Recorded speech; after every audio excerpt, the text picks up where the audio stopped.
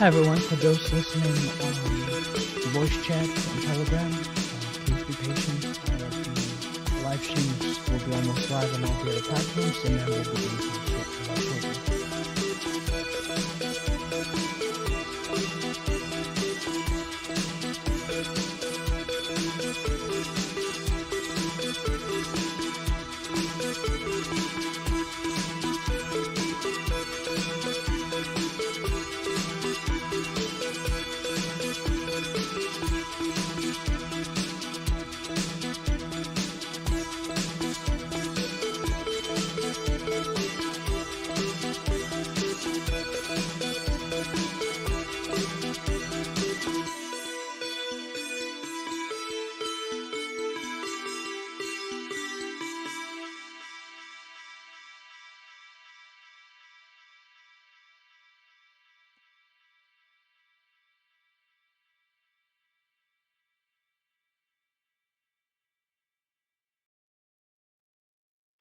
Hey everyone, welcome to the UFO Hub live stream, and today is open lines. So I'm hoping to talk with a lot of you.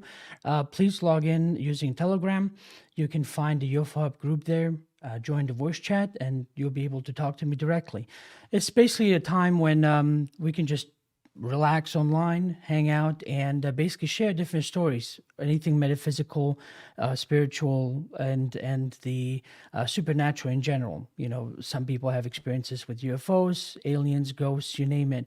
So that's the kind of stuff I'm always been interested in, and always want to provide at least a not an alternative, but a platform where you can at least find out that there's more crazies like us out there. So it's not just always, those weird people that you always ever hear about but don't want to have anything to do with.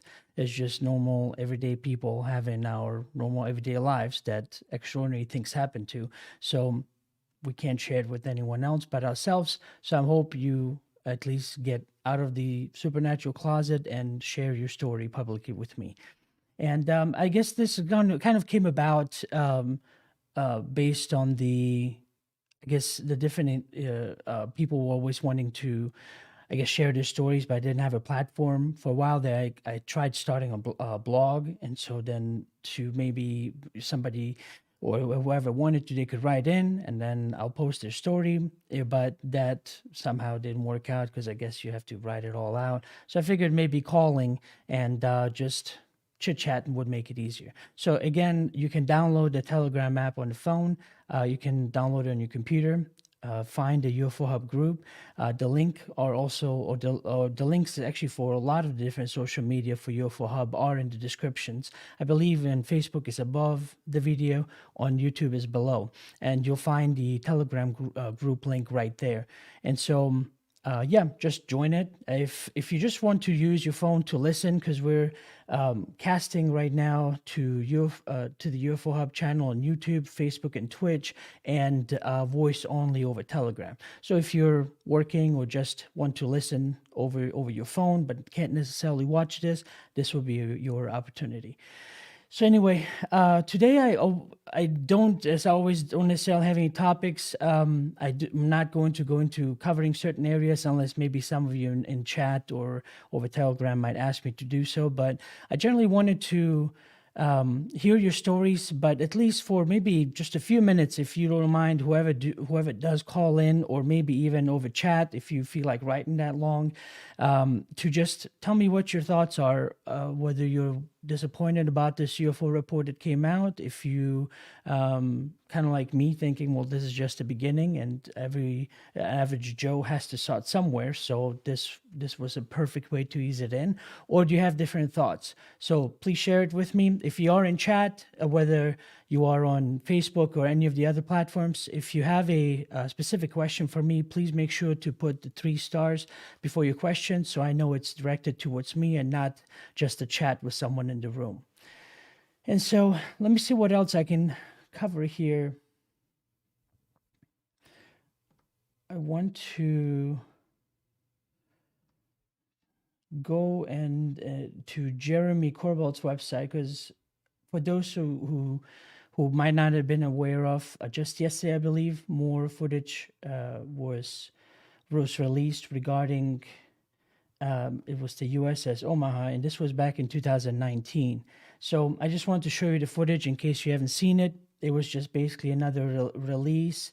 He has some background information on it, and well, as it says right here, what we're generally looking at is this footage represents an additional type of visual data collection, corroborative visual evidence depicting a UFO event series that reached a crescendo with at least one of the unknown targets entering the water. No wreckage found. None of the unknown craft were recovered, despite a task search by at least one of our U.S. Navy submarines.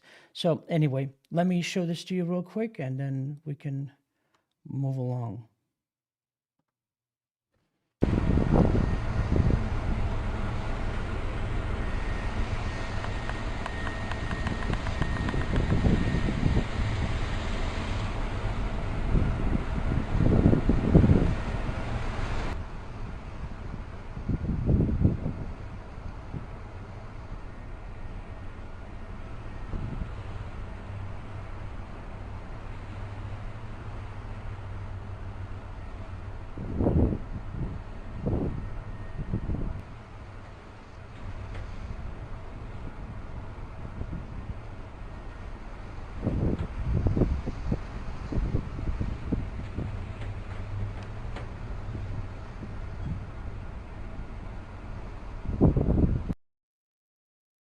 All right. That's that. So anyway, check it out. Show Jeremy some love. I'm glad he's posting these videos, whoever is sending them to him. So I guess we have to start somewhere. As I've often said, most of us, like myself and many others, and most of you probably watching, we've been beyond these lights in the skies. There's way more out there, but again, we have to ease the public in somehow. So anyway, let me check and see real quick. Let's go to YouTube chat. I want to see who's here. Fab22, hello, thank you. Oh, yeah, baby and family are doing just fine. Baby is just doing what babies do, eating, sleeping, and pooping. So I guess that's a good thing. Richard on Facebook, hi. Renee Cruz on YouTube, hello. M. Bugliocini, sorry if I'm butchering your name. Good morning, all. Hi to you. Deb R, hello. M wrote, I think they're easing us in, but also trying to deflect. It doesn't surprise me, but I think they underestimate the knowledge of the people. I expect more, and it will get to a point cannot be hidden. To get to a point yeah. I mean, I don't know. I never really thought that the subject, obviously, most of us can prove it and have shown that it's not necessarily hidden. If you genuinely want to make contact and you go through these different modalities that I've often covered, it's not a secret. You get to kind of circumvent the government, find out all that you need to find out, and you kind of then will also quickly realize how little the government actually knows. So I think for those that still live in this world where they look at government as the authoritative body, and then kind of looking at their neighbors, it's like, hey, do you believe in UFOs? Oh, yeah, you saw that show? Okay, yeah, me too. And so they're kind of easing the waters in, because again, like I mentioned earlier, they don't want to be the weirdo. But myself and many others were kind of past that, and we're just basically, I think it might be another 15, 20 years till it finally gets to a point where we are right now. But hey, we're all in this ride together. So however it goes, I'll go with it. Hi, Shay Regnerson says they look like planes to me. Yeah, I don't know. They have, it's when it comes to these things, I mean, you just end up guessing. You're looking at different lights in the sky, and are they blinking? Are they not blinking? What are the characteristics? It's hard to figure out. So your guess is as good as mine. So let's see here. All right now, yeah, there's only Fab 22 in the Telegram. Also, if you would like to chat with me, I want to make it clear, there's a little icon that kind of looks like a raised hand, and it says something along the lines of ask to speak. So please tap that. And then after that, you hit it again to unmute yourself to speak to me after I unmute you. So depends on who simply is logging in to listen or wants to speak. I'll give them time accordingly. If there's only one or two people that just wants to share their story, then I'll give them that time, because I appreciate them logging in to chat with me. If there's more people, please do, and you want to talk to me, please do tap on that raised hand button so I know there's more, and then I can shorten everyone else's time. So I'll give everyone, 10 minutes or 5 minutes instead of the majority of the time. Because if there's no one else there, some people say, okay, can we get another guest? I'm like, there is no other guest. There is no one else that wants to speak to me. And you have to keep in mind that right now on Wednesdays, it's basically all about you. If you want to log in, please do. If you want to talk to me, I hope you do. Because if you don't talk to me and you don't share the story, I can maybe cover a little bit what I just did now, that, hey, there's a new video out, check it out, give Jeremy some love. Other than that, it's just basically Wednesdays is run by you. However many stories you can share, to tell everyone else that can then listen in. That's all depends on how many log in. So let me see who else I have here. Yeah, I've been trying to figure out regarding some of the, I meant to send a message or like a little questionnaire earlier this week to kind of find out how many people focus on YouTube, how many on Facebook or Twitch. And I figured I'll just keep it going like that for a while, maybe give it a year. We'll see if anything changes after that. I think it's pretty much all dependent on how much Facebook, I guess, and all the other platforms make it available, or whether or not those type of people that, for example, are on Facebook, they might not be necessarily into watching videos. They might just want like a quick as they're scrolling through, have a meme or some sorts or a text or just a little paragraph about some information. So anyway, I'm just kind of playing with it, trying to figure out which would work best. So if there's one platform you prefer over another, please do tell me in the comments. Don't be afraid. It helps at least just getting some feedback. Because other than when I talk to you all, or if I see a message in chat, that's the only kind of interaction or feedback I get from some of you. All right. Stefan King, welcome. So yeah, it's I wanted to just quickly cover this Friday. This Friday, the show is gonna be very different than what I've done before. It's gonna be a very psychedelic centric show, and in the sense that not only will it be mainly focused on that and covering these different psychedelics that are out there, I will actually gonna have a person sitting across from me, and then also going to have a another close friend of mine be on Telegram. So it would be a conversation between us three. It's my closest friends. They've kind of been through this with me from the very beginning, and all of us have kind of gotten different things out of it. And so when it comes to that subject, there's so much mystery around it that not a lot of people want to talk about it. And because they said they're taboo, still depends on which community you're in. They're still embarrassed to talk about that. Sometimes they even lessen that experience or put it kind of lower on the tier of experiences than any other experience that's out there. So anyway, so having this conversation, and I hope we go into as much depth about it as possible, so that it gives you an idea what actually happens. For those of you who are still kind of wondering about it, I'm not necessarily saying you should go out and do some psychedelics. I'm just generally wanting to give you a picture for some of you that just want to sit back and listen to others talk about it and describe the different experiences. So I'm hoping you get as much out of it as possible. So it'll be this Friday then at 7, and so I'm going to have a guest here in person and on Telegram at the same time. And then, of course, we'll have it open for you guys to ask questions over chat and to also log in on Telegram and then speak to us three, ask whatever questions you might want to ask, or maybe share a short story. We won't have much time to go into a great detail, but if you can keep it short, I'd appreciate it. So anyway, that's something to look forward to this Friday. Hi, Crypto. How are you?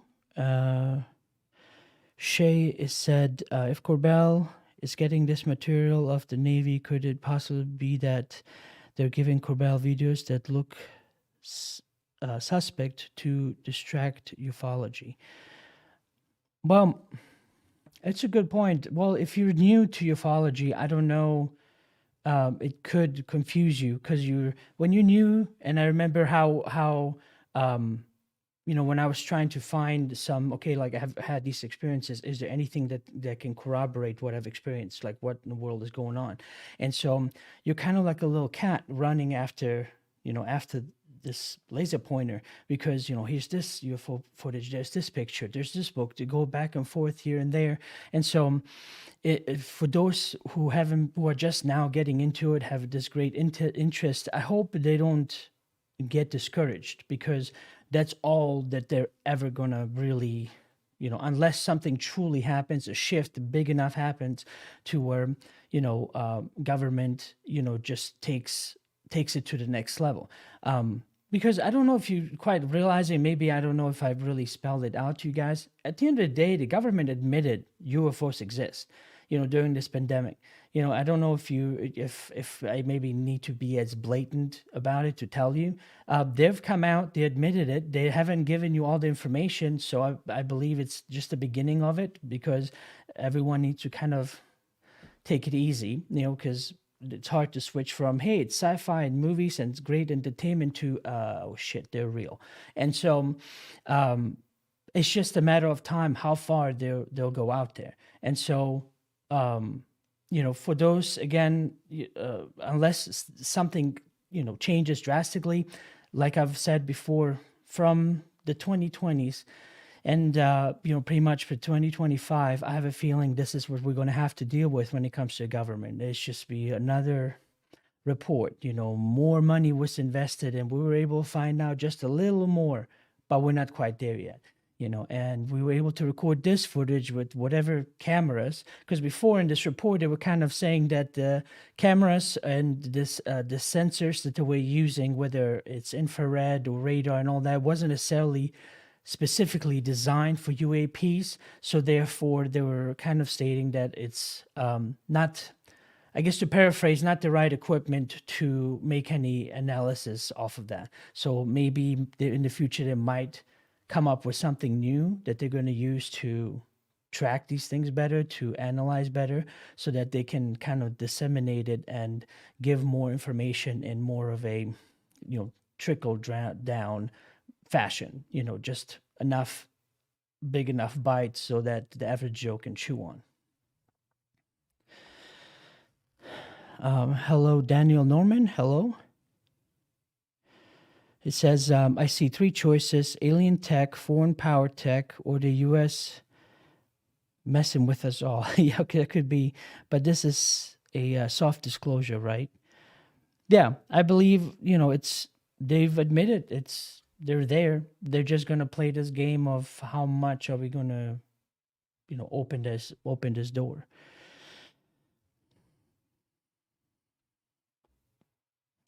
Okay.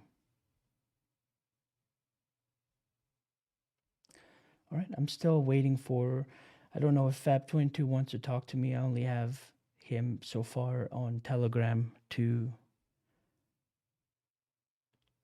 logged in. So he might just want to listen in, which is perfectly all right. Unless he raises his hand, then I know he wants to talk to me. Lottie Baker says, currently reading the Psychic Sasquatch and truly believe the magic of otherworldly experiences. Okay. Well, I've said this also before regarding these different methods of acquiring information. You have to, at one point, start going out there on your own and trying to figure out what can you immediately do to make contact. You've heard examples, let's say, regarding Bigfoot. What would be a best approach to what to do? What did Kiwani? What did I'm blanking out on her name. The other gal I had on, I can't believe I forgot her name now. Casey. Anyway, I'm sure it'll come to me. But anyway, they've all often said, go in, no weapons, no cameras, and simply with an open heart, open mind to want to make contact, and just whatever happens, happens. It might happen that instant. It might be 3-4 weeks, maybe years. You never know. The point here is that you have to start doing something. Otherwise, you'll always just be reading the next book, watching the next video, logging into UFO Hub, which I love that you're doing that. But you'd be like, okay, what's next? Okay, what else? What else is new? Oh wait, they've been talking about this 3 weeks ago. This is not new information. Well, at the end of the day, I'm going to be coming full circle, because if you don't take up action on your own, to go out on your own, to overcome certain fears, to want to learn and know more, and actually get to the next level of extra experience instead of just learning, there isn't much that anybody can tell you, because all you'll ever hear them is just talk and tell you and try to redecorate the cake for you in a different way and say, how does the cake taste this way? Nope. Okay, I'll put different icing on it. How about that? Until you finally go, okay, I'm going to try this, and there's another analogy for you. It's kind of like that. It's like you have to take the steps on your own to go and do this experimental and experience-based research.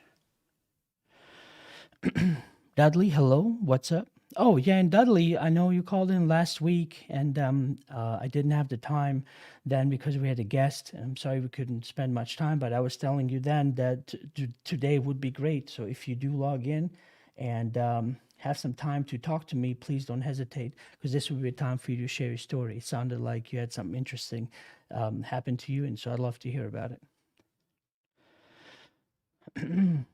Shay says the government say a lot of things, then roll back on what they've said.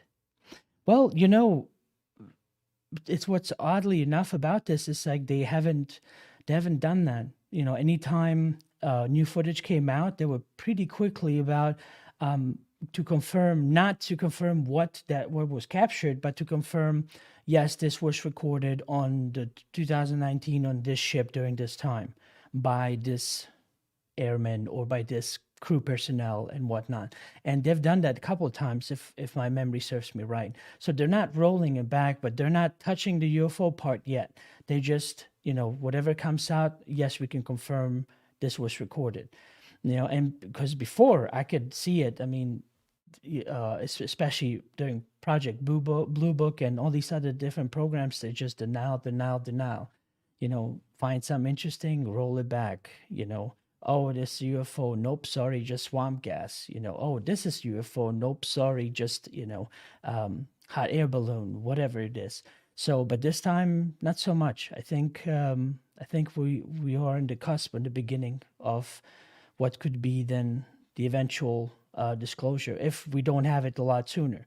Because what's so odd about this is that a lot of the contactees, we've always been kind of like informed over time, even though there might be years that go, that go without an experience, and then there'll be like a download about, okay, something is shifting, something is happening, something is changing, And so what's interesting about that is that I wouldn't be surprised if a lot of us wouldn't get to that point to where we can officially kind of, oh, wait, there's something new coming up. And so I don't know they'll necessarily correlate with whatever the government is doing, but it is an odd experience, and I'm glad that sometimes there's these different movies that can help kind of break down the mystique of UFOs. For example, like look at Arrival, the recent one that came out a few years back.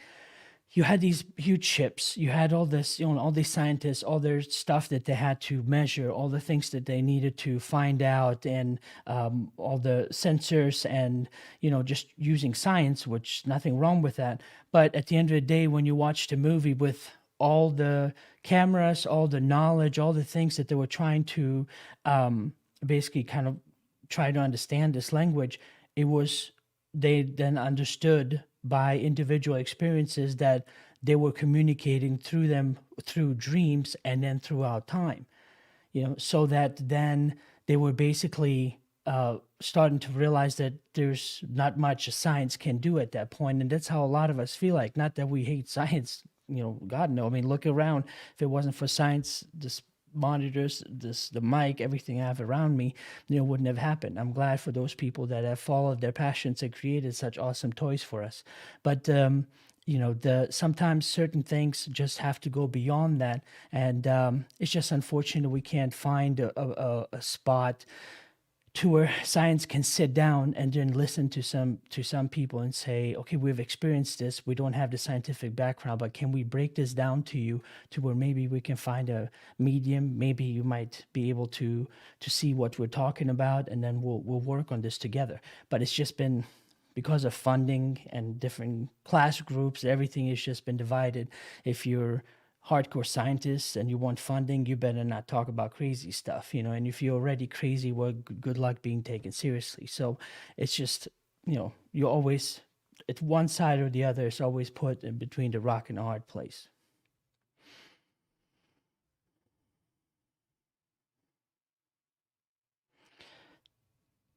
Okay, so here I'm just checking my chat and looking at. So yeah, if you like to talk to me, please don't hesitate to log in to Telegram, download it either on your phone or computer. join the group, you can either search or click on the link below where it says Telegram. It'll take you to the group directly. The voice chat is going on right now, so you should be able to chat with me directly. And I'm also just checking my other device. Last show, for some reason, after about an hour and a half, my voice was like not syncing quite right. So I spent a few days trying to figure that out because I would like to put out a clean, a good stream for most of you out there so that you don't have to deal with this delay and off sync stuff and all these different things going on.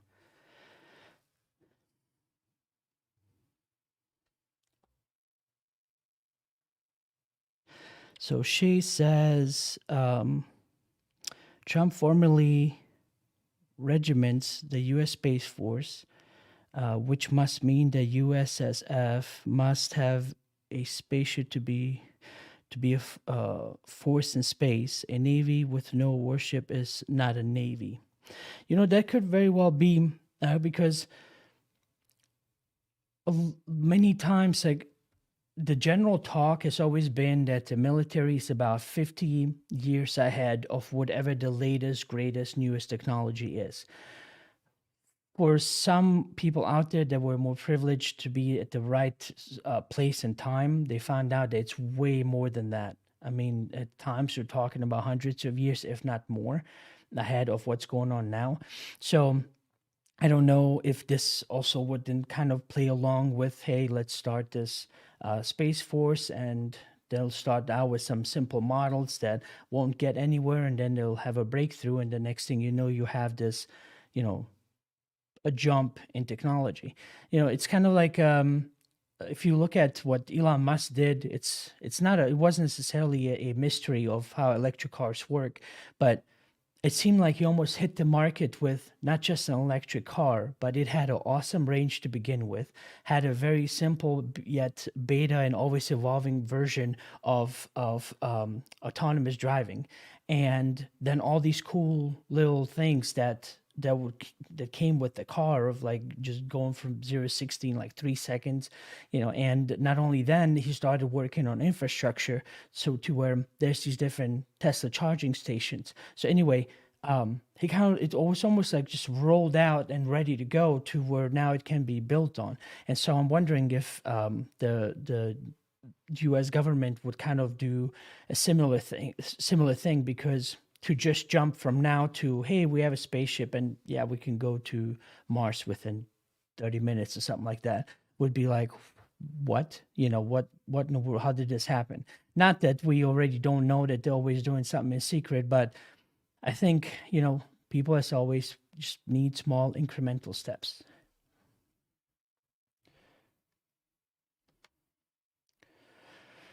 Okay, let me switch over to Fab 22. Okay, Fab, you are unmuted, so unmute yourself on your end, and please talk to me. Can you hear me? Hello? Can you hear me? You sound very distant, like you're in the back of a room.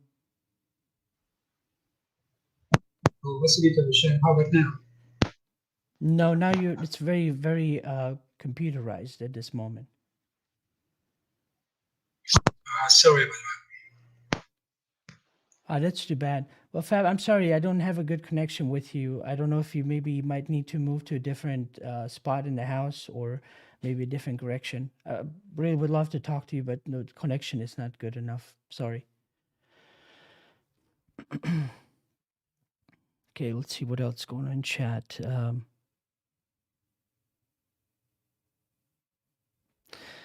Type 56S-1, hello, and also says, myself personally would love to see all the 4K images and video archived somewhere in a cellar. That would be pretty cool. I mean, it would also, I wonder, there's always been talk about the government kind of, when I say government, I'm talking about these hidden groups, or I'm going to have issues with this word, I can't even pronounce it, compartmentalized. never mind, I can't speak English today. Basically, these sectioned off groups that kind of do things hidden and unbeknownst to the other, I guess, more official government, the faces we always see. And so I'm wondering if there's some kind of worry about any kind of repercussions to say, how long has this been going on? But I don't know how much that would really happen as well, because look at Snowden, look at Assange, look at Manning, what they've released about what the government does, what the NSA does with the collection programs of emails, phone conversations, recordings of of pretty much every citizen in the United States, if not everyone else in the world. And this has been the conspiracy theories forever. And then when it finally came out and it was official, nothing. Everyone was just like, shoot, that means we're going to have to be mad about this and do something about it. So how about I just say, well, I have nothing to hide. Okay, there you go. It's out of my hands. I don't have to take any action or be mad at the government for it. And I would have thought people would value their privacy more, and to kind of not expect the government to be doing that to them. But nothing happened. So I don't know even if it came out that they were doing all these, horrible things, that there's going to be any pitchforks out there. Not that I'm wanting people get all upset and be out there, but at least call your congressman, go out there on the streets and be like, hey, we as citizens of this nation deserve better, and that's a kind of I guess outrageous. That's almost expected of almost every human being to say, well, I pay you taxes. You collect them from me whether I like it or not. At least have the decency to tell me what else you're doing behind my back. Of course, some things I can understand, if this for security reasons, but then again, they use the security reasons example not to tell you anything for anything at all. They're just, what any question you have, it's like, sorry, this is national security problem or national security issue, and so, yeah, I don't know.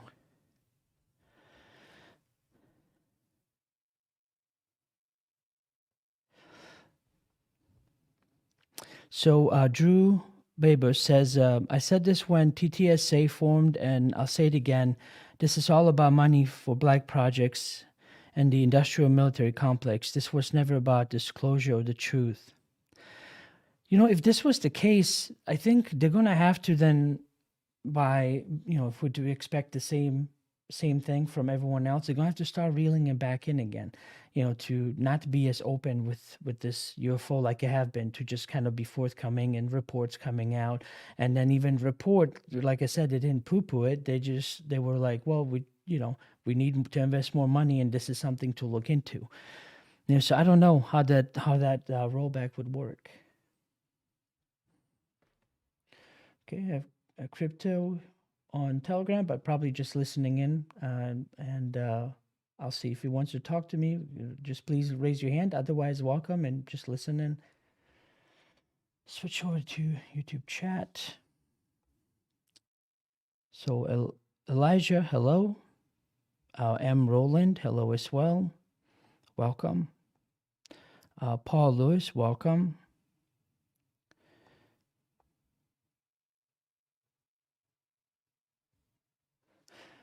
Oh, all right. Let's switch over. All right, Crypto, you are unmuted. Unmute yourself on your end, and you can speak to me. Oh, right on. Thank you very much. No, thank you for logging in. Yeah, no, I appreciate the opportunity to speak to you. I've seen you before on UFO Hub. I've been a long time fan, and Thank you. yeah, this is great. This is great. So, would you like to share a story, or just simply chat about? Actually, I wanted to ask you first, before you begin, if you don't mind, what are your thoughts about the UFO report? Sorry, did you say the UFO report that just came out recently? Correct. I didn't. I haven't heard of it. Sorry, to be honest. Oh, I okay. didn't know. Yeah, That's all right. I figured I ask.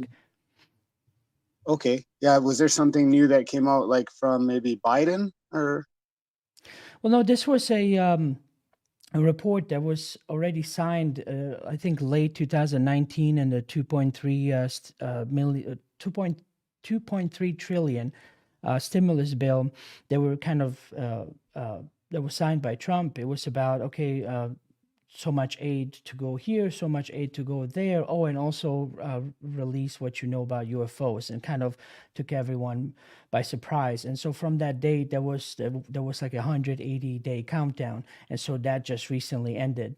And I kind of covered it. I covered it just a little bit. It was just very short. It's a 9-page document. If you take appendix out and the intro, it's basically a 7-page document. But they didn't deny. They just said that this needs to be researched more, which I thought was, different than before. So that's why I was asking to see if you had any thoughts Definitely. about that on your own. Oh yeah, no, I personally, I didn't know they had released some new documents, but that's definitely an interesting topic to talk about. Yeah, for sure. Okay. So what's on your mind? Is it crypto, or do you want me to call you by No, different name? no, it's not crypto. No. I am a crypto guy, but no, I didn't pop in for any crypto shilling or anything like that.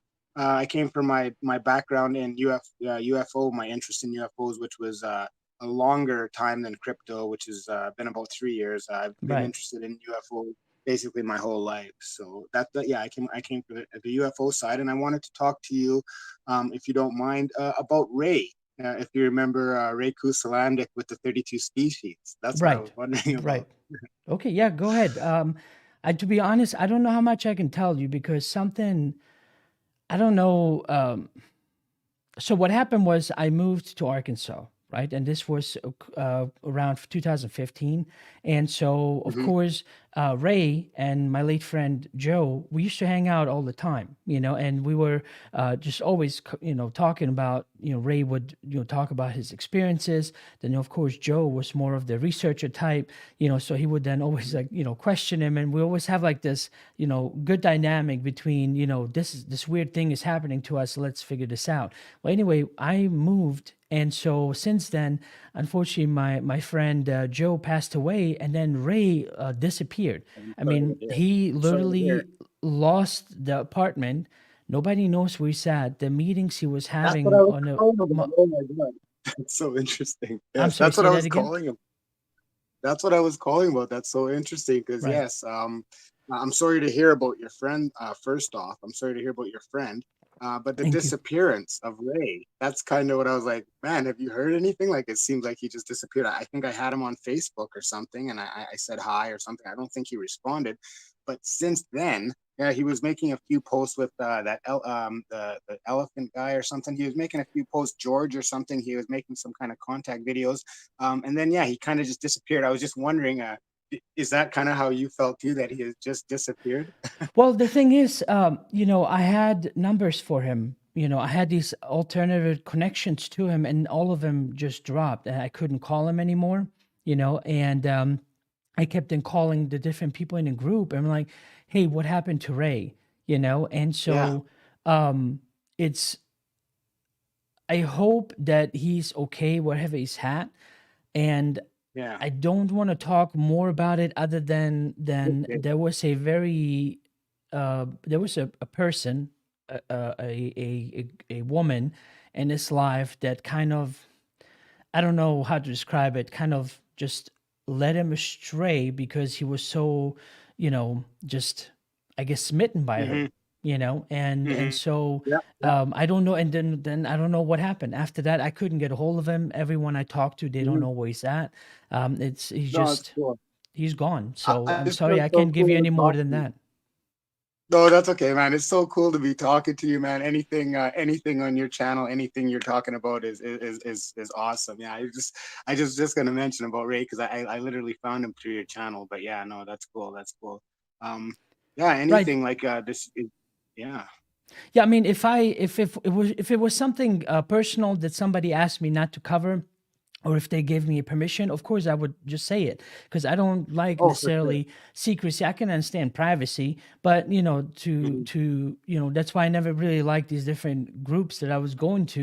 Everyone wanted the government to be out and open with everybody about what they know, but yet we were behind closed doors at like back of bowling alleys discussing all this stuff, and we were Yeah. really mistrusting of new people. And I was trying to convey that to the group. I said, please allow me to at least stream the group. And like, no, I don't want my name out there. I don't want my face out there. And I said, well, look, we have to be this change that we keep saying we want to see in the world. Let's put this out there. What are we talking about? Let's tell others what is out here, instead of worrying that maybe your boss might see it, that maybe your group of friends might see it that don't approve and then start making fun of you. It's like, what's more important to you? Is this desire, more important, or your friends and your groups? And if they're not accepting of you, maybe you need new friends. It's just my opinion.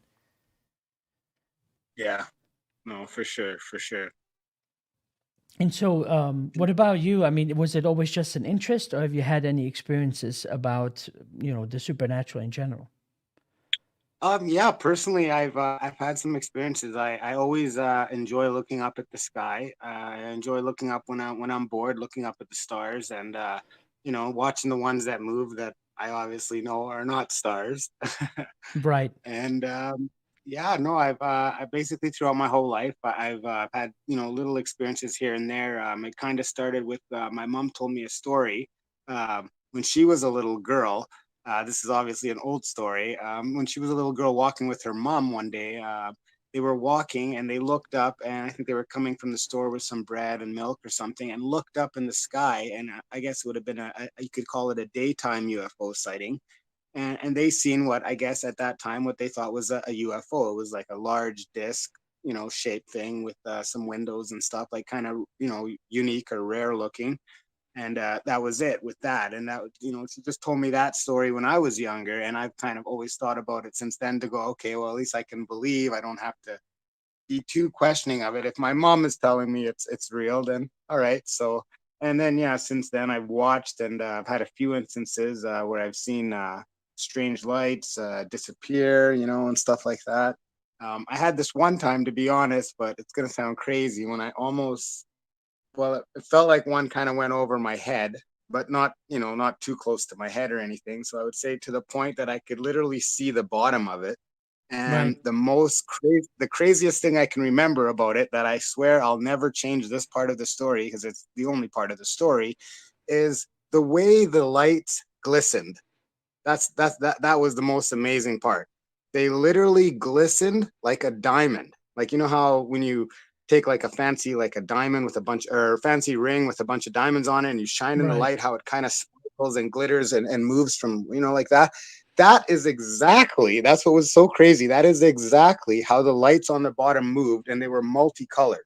So that I'll never forget. This, I swear, I looked up, this thing went above me, obviously no sound, nothing, and I don't remember much more, but I do remember it was kind of a triangular shape, and the lights underneath, they were all different colors, and they were changing the illuminating. It was going from this one to that one to this one to this one to that one. So yeah, that was the most interesting part about it, is how it kind of how they all sparkled. It was so weird that they all sparkled. You know what I mean? It wasn't like a regular light you just turn on. These things were literally on and sparkling. Like Right. I guess Well, I that mean, was made it would you fun. say it's because of your interest in UFOs that you saw it, or would you say that that was only happening because of your research? Which approach would you rather feel more connected to? I think because of my understanding, or wanting of understanding, right? I think I was more open to, like, say, look up more often, and to, maybe to look a little bit longer than I would normally look on other occasions, right? When maybe you're just glancing up, you see something, okay, cool. But with me, I can look up, and I don't mind looking up for an extra few minutes just to see if I see something, right? Right. You don't always see something, but sometimes you do, and it's cool when you do, because you see that star. Well, the thing I do is I kind of look at the stars, is kind of my thing. So I'll look at the stars, and if there's no movement, there's no movement. I'm not crazy, but every now and then you look up, you're watching a pattern. Maybe it's two or three or maybe four, and then all of a sudden, one of them either breaks the pattern or just comes out of nowhere and just starts cruising along, cruising along, cruising along, cruising along, and then it's gone. It's just like that is enough. Like and I don't tell people. It's not like I go and tell people because it happens a lot. Like you can see this. All you have to do is look up a little bit longer than you normally would, Right. and you can see this stuff, right? And you can see it. But you know, what's So interesting is that you know, when it comes to these different experiences, like we all in a way just just speaking to you, and I'm sure you hear this, from my voice and listen to other people, it's not necessarily about, oh my god, let me just be the most crazy loud person about this so that somebody believes me what in the world is going on. It just seems like, most of us have just these normal everyday lives with other interests and other things to do, and that all these different things are happening, but yet in a weird kind of way where we would get more curious, others would not. And so that's that dichotomy has always kind of been strange to me. It's like, why, um, why wouldn't, some of these other people just look into this? Because, don't we all want to get to the bottom of it to find out, are we the only ones here in the universe or not? You would have thought that is the biggest question for the whole planet in general. But I yeah, guess your priorities would exactly. change if you don't have food or don't have shelter or are homeless. I can definitely see where you could not give two shits about UFOs. And your next focus in your life is, where are you going to get a meal and where could you possibly sleep for the night? So that's kind of the worst case scenario that I can think of. But generally, I would have always thought that, knowing whether or not we're alone would be on everybody's interest and mind. But yeah, unfortunately, it's not. Yeah, no, definitely. I have to agree 100%. Yeah, definitely. Yeah, it's all about perspective. Yeah, you could be a person that, wants to learn, needs to learn, and it could be a life or death situation, or it could just simply, or you could be, like you said, in another situation where it doesn't really affect you to know or not, Right. where you're more concerned about, like you said, your next meal or something like that. Yeah. Right. Yeah, I find I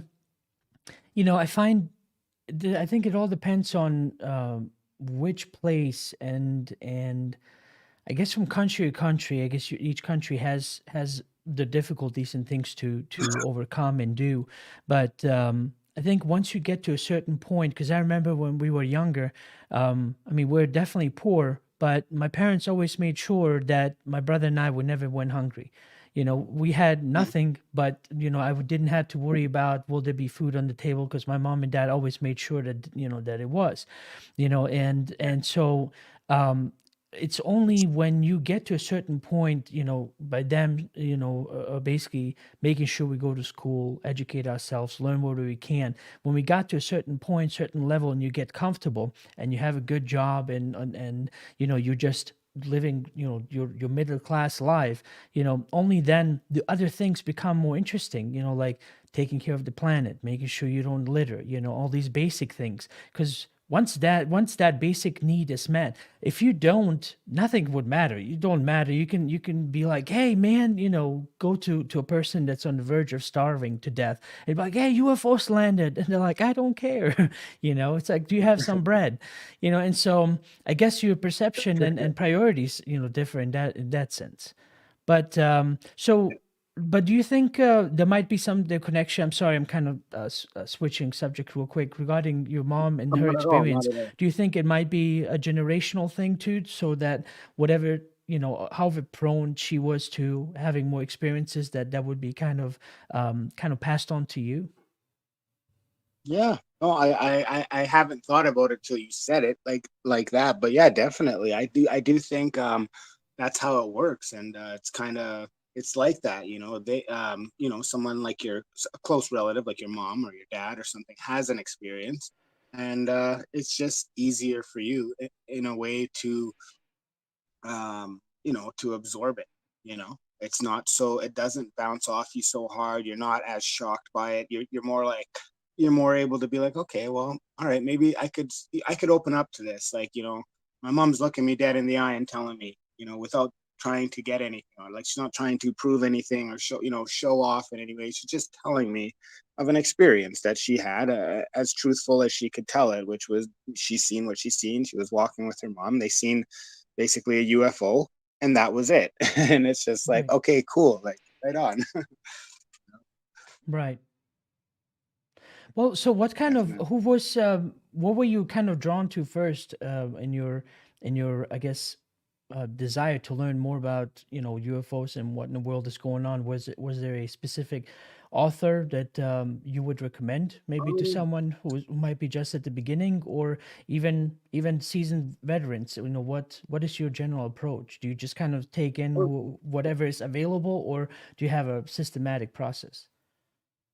Definitely, yeah. I have a systematic process for sure. Definitely, I believe in research, and obviously, you can only research what's available, right? And how it comes at you, and and like that. But yeah, definitely, it's you go at it with an open mind, and the willingness to go a little bit further when you need to. Um, so, for example, you could start off with Roswell. I guess that would be like a reasonable start. You could go back if you want further. If you wanted to, like to some painting. I think I That's a seen beginning a almost for painting. everybody. Yeah, I was gonna say, but there's like a famous painting. I don't know how old it is, and you look in the painting, and I think there's a little UFO or something in it. You could go Right, that far, right, right? But just to go from Roswell, I kind of you could just start from there, and basically you take it from there. And basically, like I said, in the last 3.5 years, I've been down in the crypto rabbit hole, right. without coming up for air. Without coming up for air, but that was what I did up until January 2018, as I was on the on that rabbit hole, and Well, and de- you and almost would definitely, have to, because if you want to be good at anything, especially if you're trying to invest or risking something in crypto, you would want to be aware. I don't want to make this into crypto thing, but any favorites no, you no, for rooting sure. for? Oh, sorry, did you say, do I have any favorites? Yeah, I said, do you have any favorites you're rooting for? Bitcoin, Oh, Ethereum. definitely. Yeah, definitely. Bitcoin and Ethereum are both awesome. Definitely, Vitalik Buterin. He's the face basically of Ethereum, and he's I would say a genius. Right. So even though there's a lot of let's say smart contract platform like wars and stuff, and everyone wants to be the best. Obviously, if had a chance to speak, I would say you got to give credit where it's due. As far as a standalone thing, there's Bitcoin. It does what it does. And as far as a smart contract platform, they may not be the most scalable and stuff like that, but Ethereum is the original bad boy in that category. What are Me your what are personally, your right? I was just going to yeah, I'll ask give real you quick. mine. And what about Yeah, like I'm Dogecoin rooting or for a XRP? Romanian. No, both of those is a no and then a no. So if there's Okay. any listeners listening in, Dogecoin, you can give a pass as far as holding a little bit of it. So if you wanted to have $50 or $100 of it, just to say you have some Dogecoin, and XRP, that's like a trader's coin, and so that one you could use if you're trying to get into maybe different kinds of spot trading and stuff like that. But they are actually in a lawsuit right now, XRP. So that one gets the big red flag. But the one I'm into is actually a Romanian company. It's called Elrond, Hmm. and they have a coin called eGold. And yeah, that's the one I'm into. They are basically like Ethereum, but on steroids.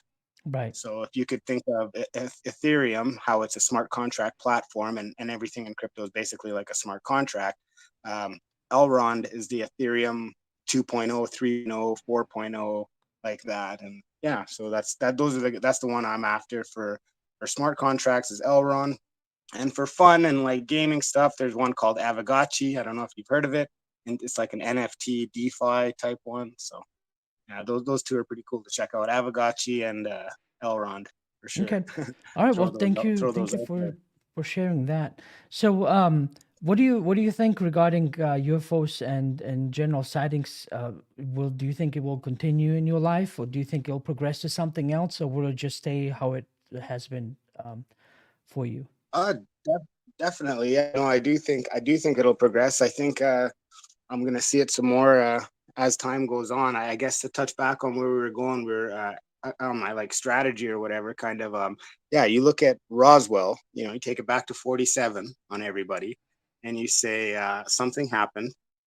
Everybody knows something happened, whether there was a few bodies found that day, whether there was the, like, just to go into your memory, just to try to go off your memory, just shooting it without looking at anything. Whether there was 4 bodies found, okay, or there was 2 bodies, one burned, one still half alive, like, it doesn't Hmm. really matter. You know, maybe there was no bodies and maybe there was 10 bodies, but at the end of the day, a ship or 2 crashed, there was a body or 2 maybe, like, you know what I mean, these things happened.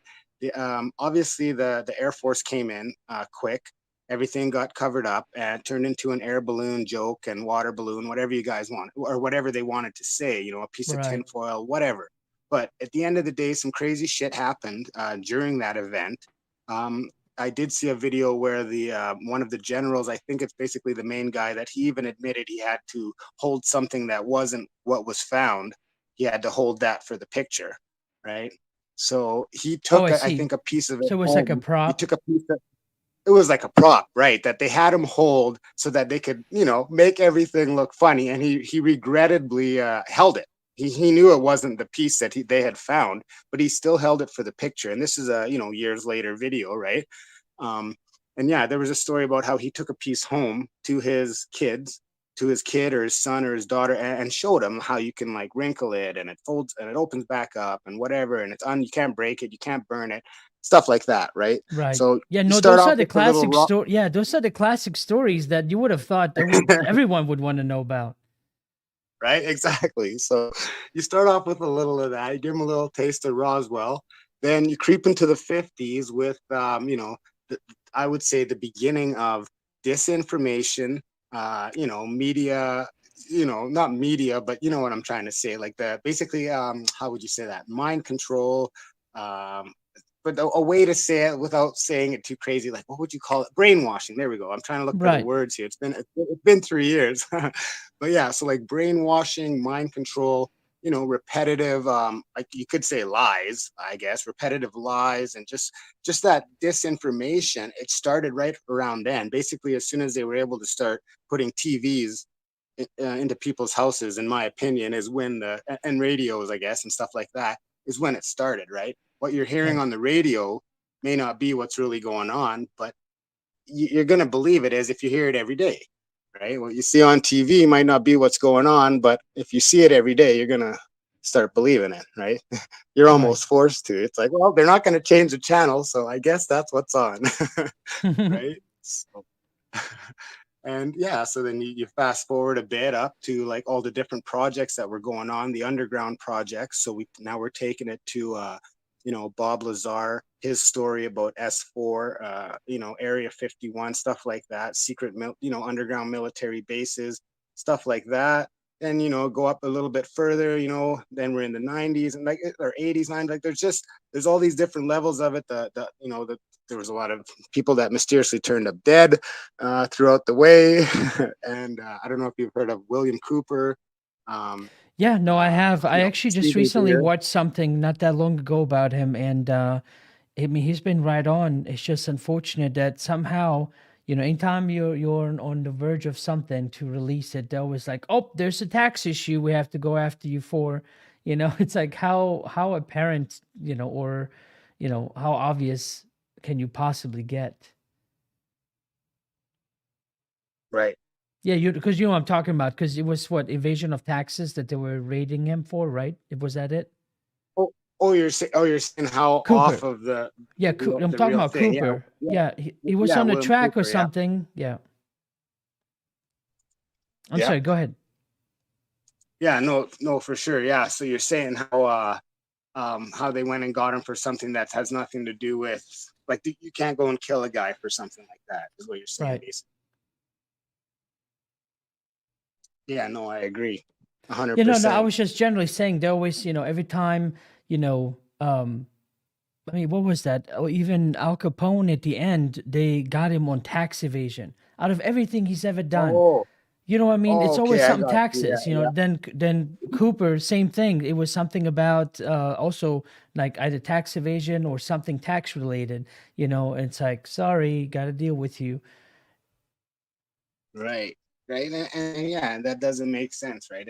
It never makes sense when you do a little bit of digging. There was another guy, I forgot it. Oh, there we go. Phil Schneider.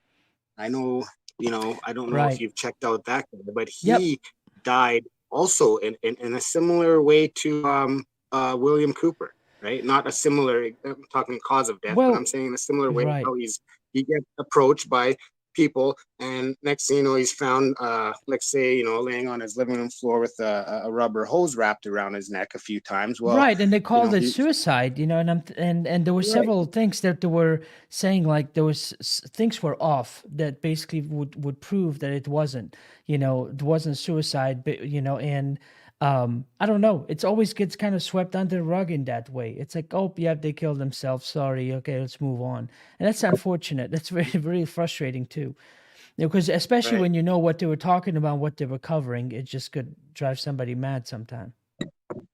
Right. Yeah. And when they went in there, I heard they basically grabbed all his stuff, anything that was all his research over the years, all his, documents, maybe, recordings, who knows, artifacts, who knows, over all Right. the years that he had everything he ever had, that was completely cleaned out of his place.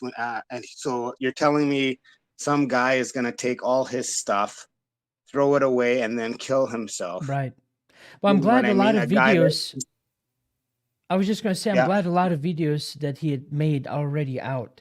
And so it becomes very clear that, that there was some foul play, because especially on the subjects and topics he was hitting on, because we're not, along with aliens and everything else they're hiding, government has a lot more to hide. You don't talk about, skeletons in the closet. It's just don't want to even think about it. Right, exactly. Just hold on one quick sec. I'm sorry. What do you want me to call you? Said it wasn't crypto, so can you just give me a name I can call you by? No, it's Cryptozozo, but my real name's Elijah. Okay, Elijah. That Just give was me me on give me one that quick was second. that, I wanted to say to Dudley real quick. Dudley, if you're wanting to speak to me, let me know by just raising your hand. So then that way I know you're actually waiting and not just listening. And so then that way. Um, I can at least keep going a bit longer with Elijah, and then get to you when it's your turn. Okay, I'm sorry, Elijah. Go ahead. that's fine. Yeah, my real name's Elijah, but I just go by Cryptozozo like on Twitter and stuff. Okay. Yeah, I mean, if you wanted me just to call you crypto, that would have been fine too. I just Yeah. wanted to see whatever, um, whatever you want me to call you, because sometimes I don't know what people would prefer. Oh yeah, no, that's fine. I appreciate you asking. Yeah, Cryptozozo is fine, or just Zozo or something, or Right, Elijah, whatever rolls off the tongue, I guess. I right, usually right. don't go by Elijah in public, so I guess Cryptozozo or just Zozo. Right.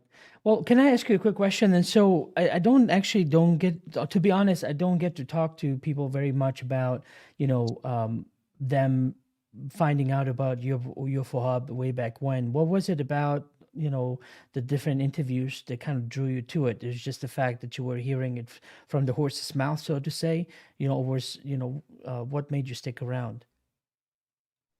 It was the topics I was researching. I kept finding the videos related to the topics I was looking for on your YouTube channel. So, Okay. for example, even when I was looking up crop circles, for example, you have a video. I think her name's Barbara, but I might have got it wrong. Barbara, But you yeah, have it's a Barbara video. Lamb. Okay, yeah. So I remember looking up, not just looking up crop circles, but I told you I went down the rabbit hole. I went deep. So when I'm down there, I'm looking, and then I got to that video, and it was literally the icing on the cake. When I was literally looking for something to just say, okay, tell me crop circles are just tell me they're a little bit more.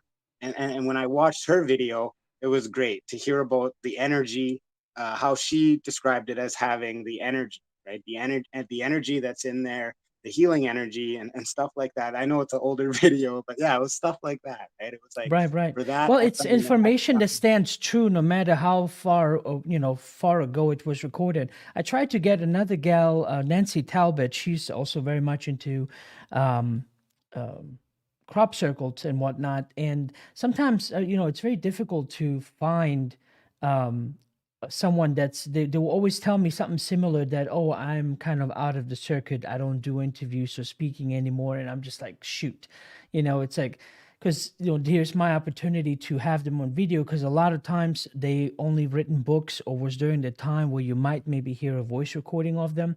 Only recently, where video and audio became more prevalent, via YouTube. I wanted to get more of those people, on the channel and talk to them. But unfortunately, like I've noticed here, some people were talking about, oh, I suck with names today. I can't remember anything.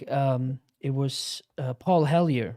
He was the defense Okay. minister of Canada. I even tried to get him on the show, and I talked to him over email. And he's out of the circuit, so to say, and he's just kind of retiring, and it's not doing interviews very much. I've really tried everything I could to get to talk to him, so that you guys could call in or ask questions over chat too. But it didn't work out, and it's unfortunately many others that have been around for quite a bit. Now when I'm finally there to be able to talk to them, they're not ready to talk to me, or are not doing that anymore. So it's unfortunate.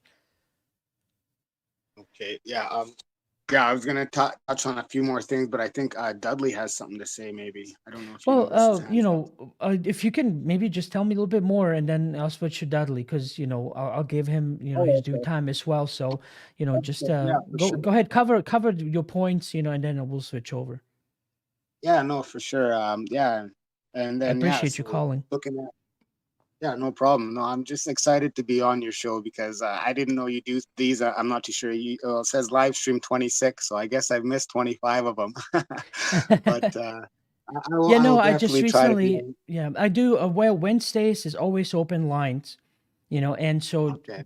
anyone could just log in like you just did on Telegram and just raise your hand and speak to me, or I would read off of the chats that are coming through from Facebook, Twitter, or YouTube. And so Wednesdays for basically everyone, to just giving them a chance to just come out and speak, like you did today. But then Fridays, I would do an actual guest, and I don't do as much interaction with the audience, other than a Q&A at the end, to where again you can call in and then ask the question of the guest yourself, whoever it might be. Cool.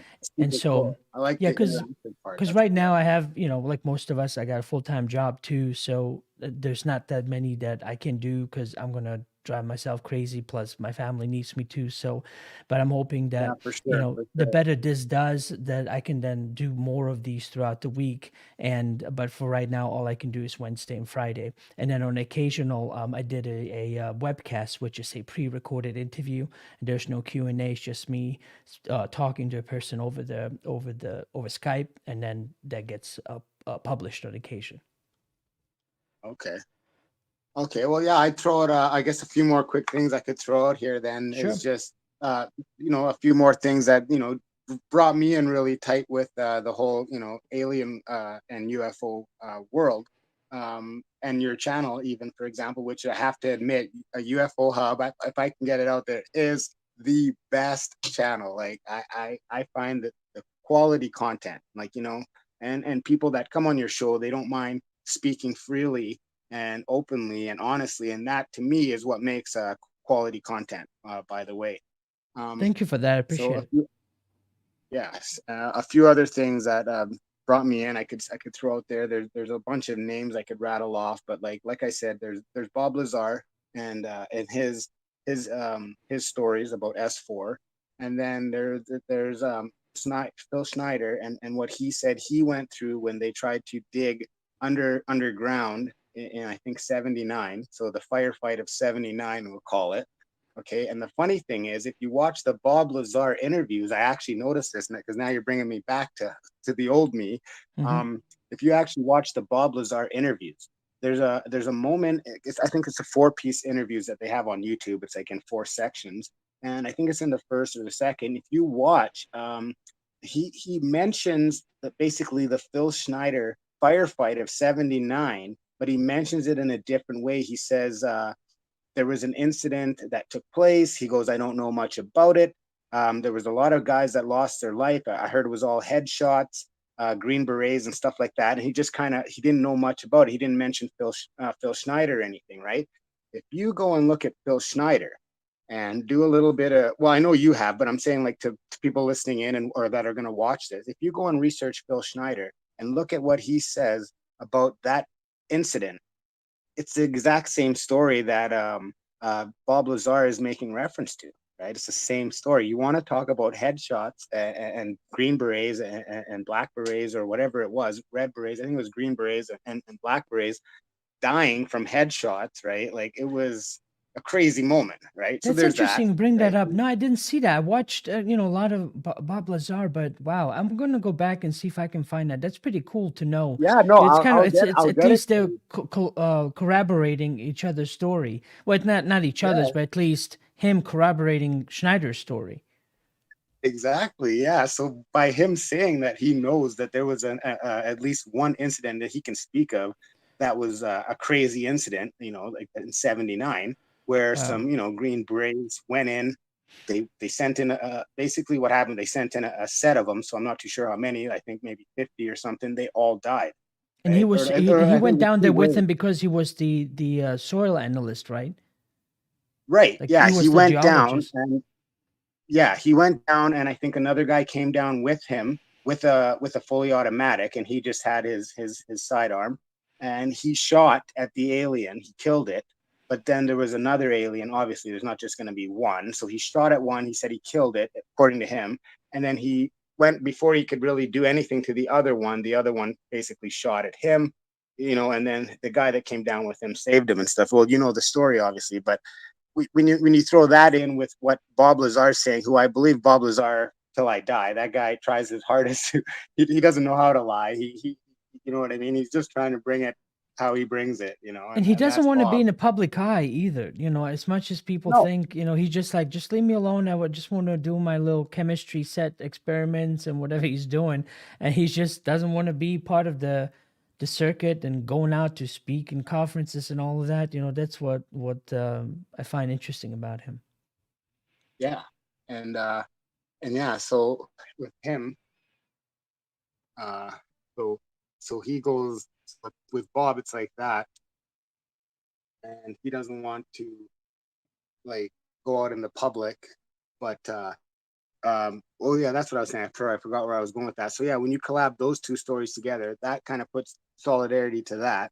And then you move along, and we move along now, and you could look at a few different things. You could find how the Illuminati is kind of twisted into it, just to say it in a weird way, and governments in the cover-ups, right? So the cover-ups to me is like their biggest thing is covering this all up. So even though we're out here talking about it openly and honestly, somehow they cover it up so it's not gonna, you know what I mean, it's not gonna go to the masses, but I'll definitely try to send it to the masses myself and share this video and stuff, but yeah, if you move on to like William Cooper and some of the things he said that he's seen and how even at the end he almost doubted himself, right? Me and my roommate kind of joke around about it, you know, don't Bill Cooper that, you know, don't make me Bill Cooper this idea where Yeah. you're almost you believe something and then you know you start to doubt what you already believe, where you're like, okay, maybe all the stuff I've been like, basically what Bill Cooper said is maybe all the stuff I've been reading over the years was almost planted for me Right. and da da da da. Like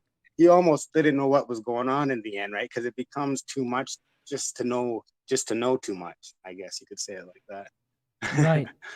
Yeah, I don't know that I would, you know, well, here's the thing. When you're dealing with government secrets, it could make you paranoid because you know they want their stuff kept. When it comes to aliens and learning all that they show you and teach you, it's like you don't have to worry about it because they're not coming after you to kill you, you know?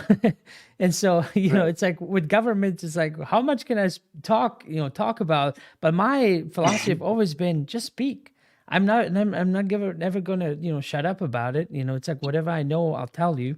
You know, if it's gonna put somebody in danger, of course not. I'll keep it to myself, you know, because I don't, you know, I don't want, you know, people getting inadvertently harmed, you know, just so that I can be, you know, out there and you know, saying the latest and greatest and something new, you know. But yeah, it's like, that's the part where I guess it gets everybody because it makes people paranoid and they're just like, I can't talk about this. I don't want to, I no comment. I don't want to speak about it. I'm interested, but and it's like what a life to having to live it that way. It's like I couldn't do it. Yeah. Yeah. Oh, definitely. And you were mentioning Paul Halier and stuff like that, and he's another outspoken gentleman too. I know you were saying recently you were having a hard time contacting him, but like the list goes on, and you could make this huge list of things you've seen and heard, and names. And I was going to throw out another one there, Stephen Greer, who's Hmm. kind of front lines, we could say, maybe in the fight with you, along with you. So like Stephen Greer, that's another one too. You can't deny him either. Right? You can't deny someone that's literally given it, is willingly, openly giving it everything they got. Like you know what I mean? You can't stop Right. people like that. You can Right. try, but try all you want. There's some things you can't stop when people are focused and determined to help. And when they're, what's driving them is just helping people. When that's what's driving somebody, just the urge to help people, just the urge to maybe educate people or make someone just open their mind a little bit more, and just to literally help. It's literally to help somebody and make them a little more knowledgeable. When that's Right. the only thing driving you, that's so powerful that people don't understand. People think about money and, oh, and the money you could make here and the money there and the cars and the jewelry. Some people will literally give it everything they got just for what's right, and that's what I like. I Right. like the people that will go for what's right. Well, there's so many unsung heroes, especially like in St. Louis. There was all these groups that, and people that were heading those that would go out and find a location, such as Ray. And there's Ginger. There's Debbie Ziegelmeyer. There's all these different people in St. Louis, at least, just to name a few, where they would just go out. They would make agreements. Like Ray, for example, would make an agreement with the bowling alley on Sunset Avenue in St. Louis, and so he couldn't pay him, but he said, if you allow me to use this room, everyone coming will buy you food, and so he always encourages people to go buy the food from the bowling place, and so the bowling place let him use this huge room so we all could meet. Same thing with different restaurants for the MUFON meeting. And then of course Ginger kind of did a similar deal with the Coasties for same thing at the place, saying, hey, I'll bring in more people, order your food if we could use that. And so nobody knows of, well, maybe except for Ray and maybe Debbie, but most people like that. Most people don't know about them, that create these communities, that create this channel, this outlet for others to come and just, hey, I've been abducted, or hey, I'm dealing with this stuff that I don't know how to deal with. Hey, I need some Right. help. And it happens so small and so on this local level that most people in all those cities and around the world, nobody will ever find out about. But there's so many of them out there. Right. You're like the Art Bell, like with this podcast. You're like the Art Bell of 2021. Oh man, that is a huge, thank you. I I'm love Art serious. Bell, but yeah, I No, I'm have I serious. have huge. There's still huge shoes to fill right there. Hey, just doing it like this, like you said, having people call in and they could, say how they've been abducted and stuff like I think that's missing. That's something that's missing. Definitely. But I think it's trying to not necessarily. I don't know if normalize is the right word, but people are having experiences, and some, they can speak well and they can express them. Others have difficulties, and it's about that patience, about just, okay, hear them out. What do they have to say? That's what it's about, and then not only that, for someone who's maybe toying with the idea to, I want to look into UFOs, but I don't want everyone else knowing that I'm doing so. This would be kind of the guilty pleasure to be like, oh, I can tune in here. Nobody will ever know, and I'll delete my history later, Yeah. Okay. All right. Well, Elijah, well, thank you very much. I hope, you tune in again sometime. And I appreciate you logging in this time around. So I'm glad we got Hey, to connect. definitely, So man. thanks very much. Yeah, definitely. I'm gonna try to make sure I can make an appearance maybe on Wednesdays or something like that. I'll try to make it my thing so I can show up and we can chat.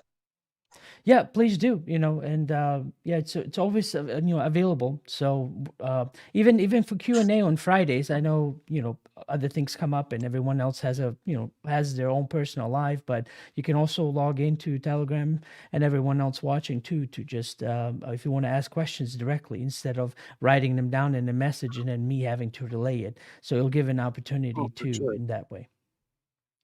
Oh, Okay, cool. well, For sure, thank you man. again. Cool. You have a good evening, and so I'll switch over to Dudley. Thank you. Uh, Dudley, you are unmuted on my end. Unmute yourself on yours, please, and then just start speaking. Hi, Oh, awesome. How are you? good, thank you. Well, I'm sorry we couldn't talk very much last time because I had a guest on, but I'm glad you were able to connect today, and so there's a lot more So you time to remember me. hear you out if you would like to share your story. All right, cool. Well, I have a few things that I'd like to bring up. Um, I experienced a lot of things growing up. So where can I start? Sure. Uh, okay, I remember this one incident. It was me and a couple friends. Well, me and a friend. We were sitting on the porch of my house, and it was actually three of us. One of my friends was in the kitchen. I was on a porch with another buddy. We were just talking, shooting the breeze, and all of a sudden we looked up and he just kept on saying my name, Dud, Dud, Dud, Dud, Dud. I'm like, what? So without him saying anything else, I like followed his eyes to see what he was looking at. And when he looked up, when I looked up to see what he's looking at, I saw this giant orange. It was I'm sorry, you huge. said giant orange and then you went mute. I'm sorry. It was a giant orange orb. Oh, okay. Yeah, and it, it was Dudley, you're muted again. I cannot hear you. You have to unmute yourself on your end. I apologize. That's okay. Oh, what was the last thing you heard? You said your friend was calling your name, said da, and there was I'm sorry, you said orange orb?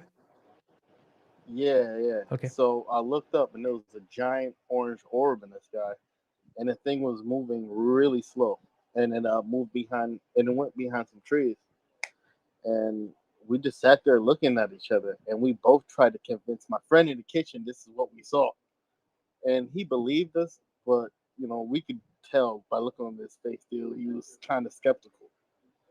But there was a really frustrating moment for me because he was my best friend. I really wanted him to see it. But that's Please just one speak up a little situation. bit if you can. You're getting quieter. Just speak up just a little bit, please. Oh, I apologize. All right. Another time, I was back in the house. Um, I just sat down in my bedroom, and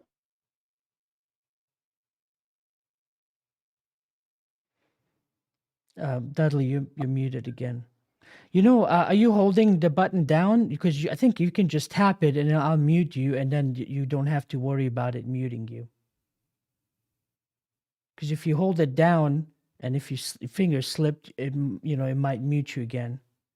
Because all I heard, you're muted to me now, and the last thing I heard from you was you were in your room. okay.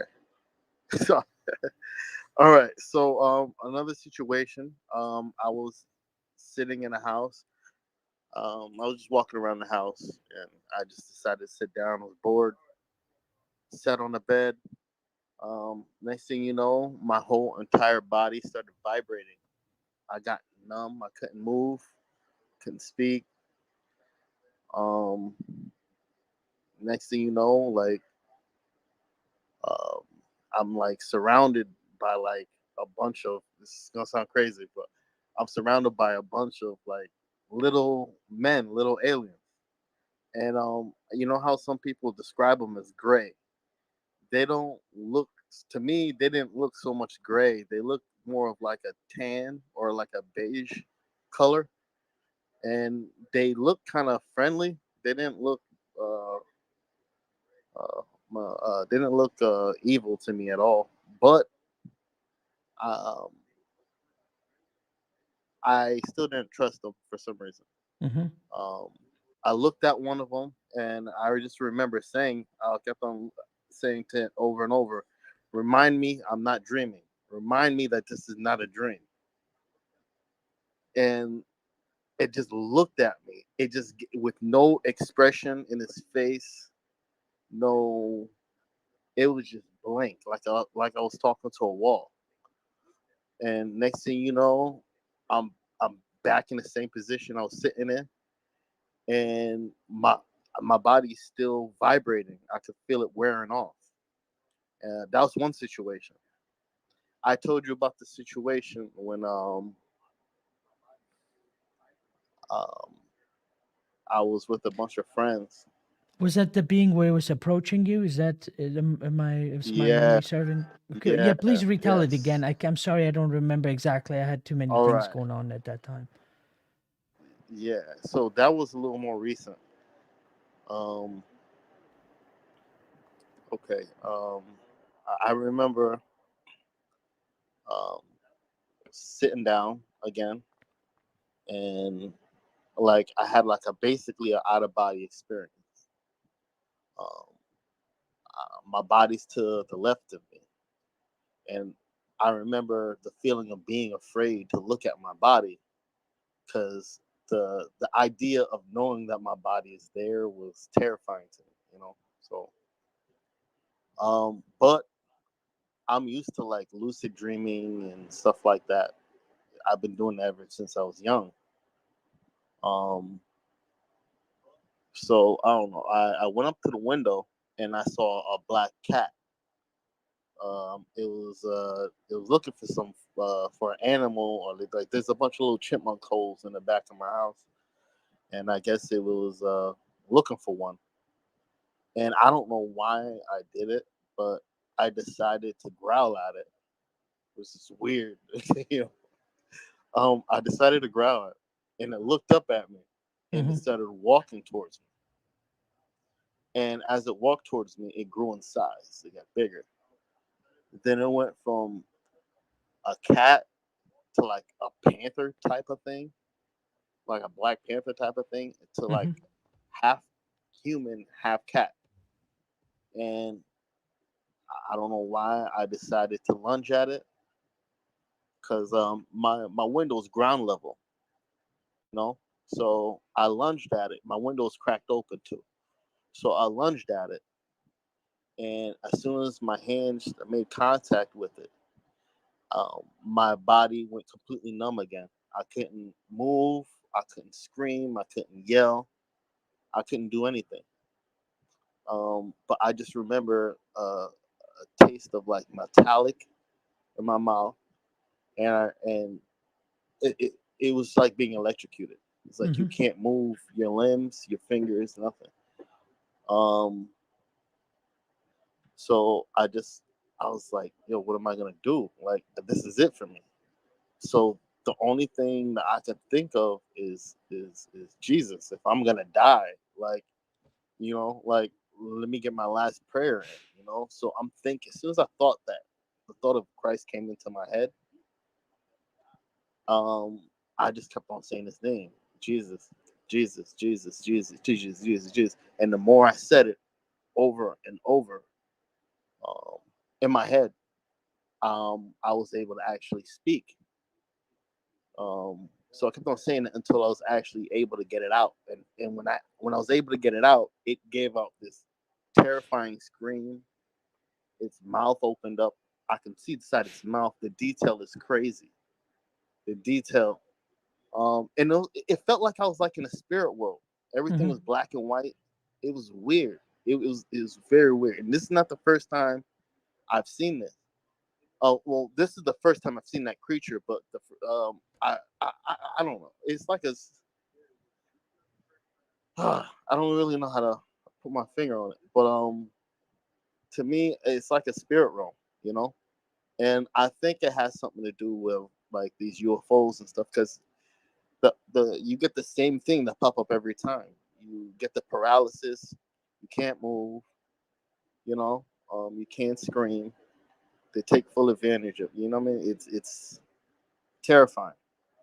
Um, and I don't know. Another uh, all right. A lucid. There was one time I had a lucid dream. Mm-hmm. Um, I remember um hearing a bunch of like rumbling, and I'm like, yo, what the heck is going on? So I go outside and I see billions and billions, not billions is too much, millions and millions of planes covering the sky here in the U.S. And on the back of these planes, there were swastikas, which is so weird, you know. So this is this is all happening around the same time. Um, the time when I saw the cat, the spirit creature or whatever it was. Um, I've had, I don't know, I'll call it like a premonition or something like that. That's what it felt like, you know. Right. Um, I don't I don't know. I don't know. It just felt like something biblical, man. All of this to me, all of this that's going on feels biblical. It doesn't feel so much scientific. I don't think these aliens or whatever they are what they claim to be. I think it's cut and dry and plain and simple. They are the same creatures in the Bible that God speaks about. The Bible says that they're shapeshifters. Um, that's what they do. The fallen. Um, and they like to cause confusion. And I believe they came here once. This is just my thoughts, and from what I've researched, Mm-hmm. um, I believe they came. They were here a long time ago. They were the Greek gods. They were the Egyptian gods. Hence Bastet, which I researched that after I had the altercation. I was just like, "Yo, let me look into this because this is freaky.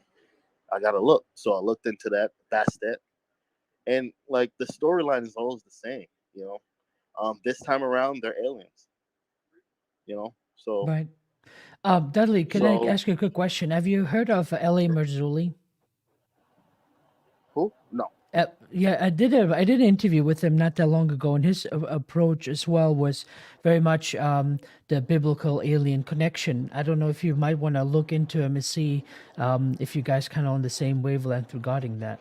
I I feel like I could almost tell you without a shadow of a doubt that's exactly what we're looking at. And when it comes to like government and like I don't know, it just seems like they're like I don't know. I think they're working with them. There's good people in this world.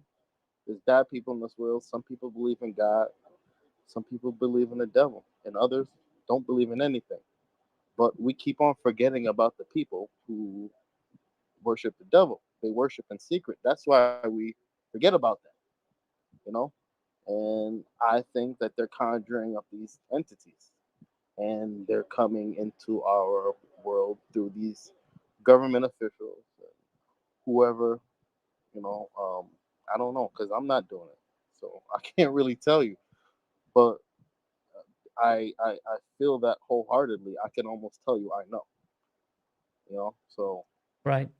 yeah, Well, get ready because it's biblical. right. If you want to know what's going on, read your Bible. If you want to know how to protect yourself, read your Bible.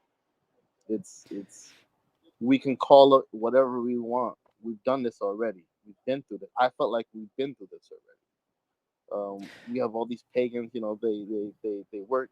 I mean, look at this. It's the Bible talked about people worshiping pagan gods and like you know what I mean. Like so, how could you not put the correlation? How could you not see the correlation?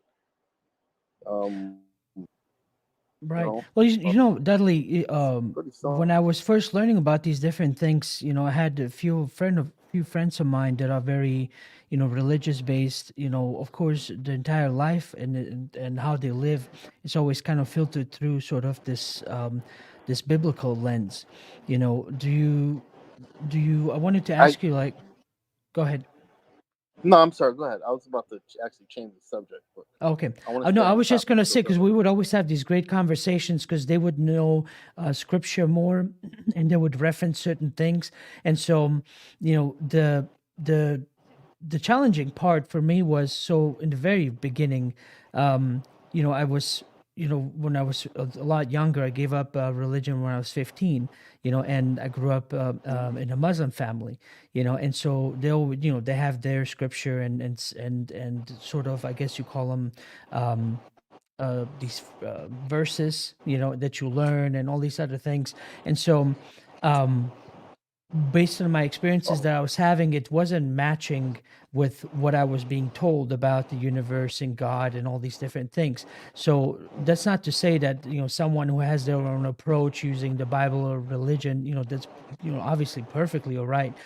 All I wanted to say is, for me, it wasn't I wasn't getting the answers that I was looking for, and only when I it wasn't necessarily that I needed to eradicate religion out of my life, but it was simply saying, okay, it's always here, it'll always be there, and I can always reference it, but let me see what else is out there. And if this is not, making any sense or it's not all right, I can always go back to that, and, in my experience, I never ended up going back because the point was I wasn't drawn away from God. I feel like I became closer to God because now I didn't need a filtering mechanism. I could just directly Hmm. tap Yeah, into, yeah. That's this what you're source. supposed to do. You're Right. supposed to go out on your own and seek for yourself. You have to look for yourself.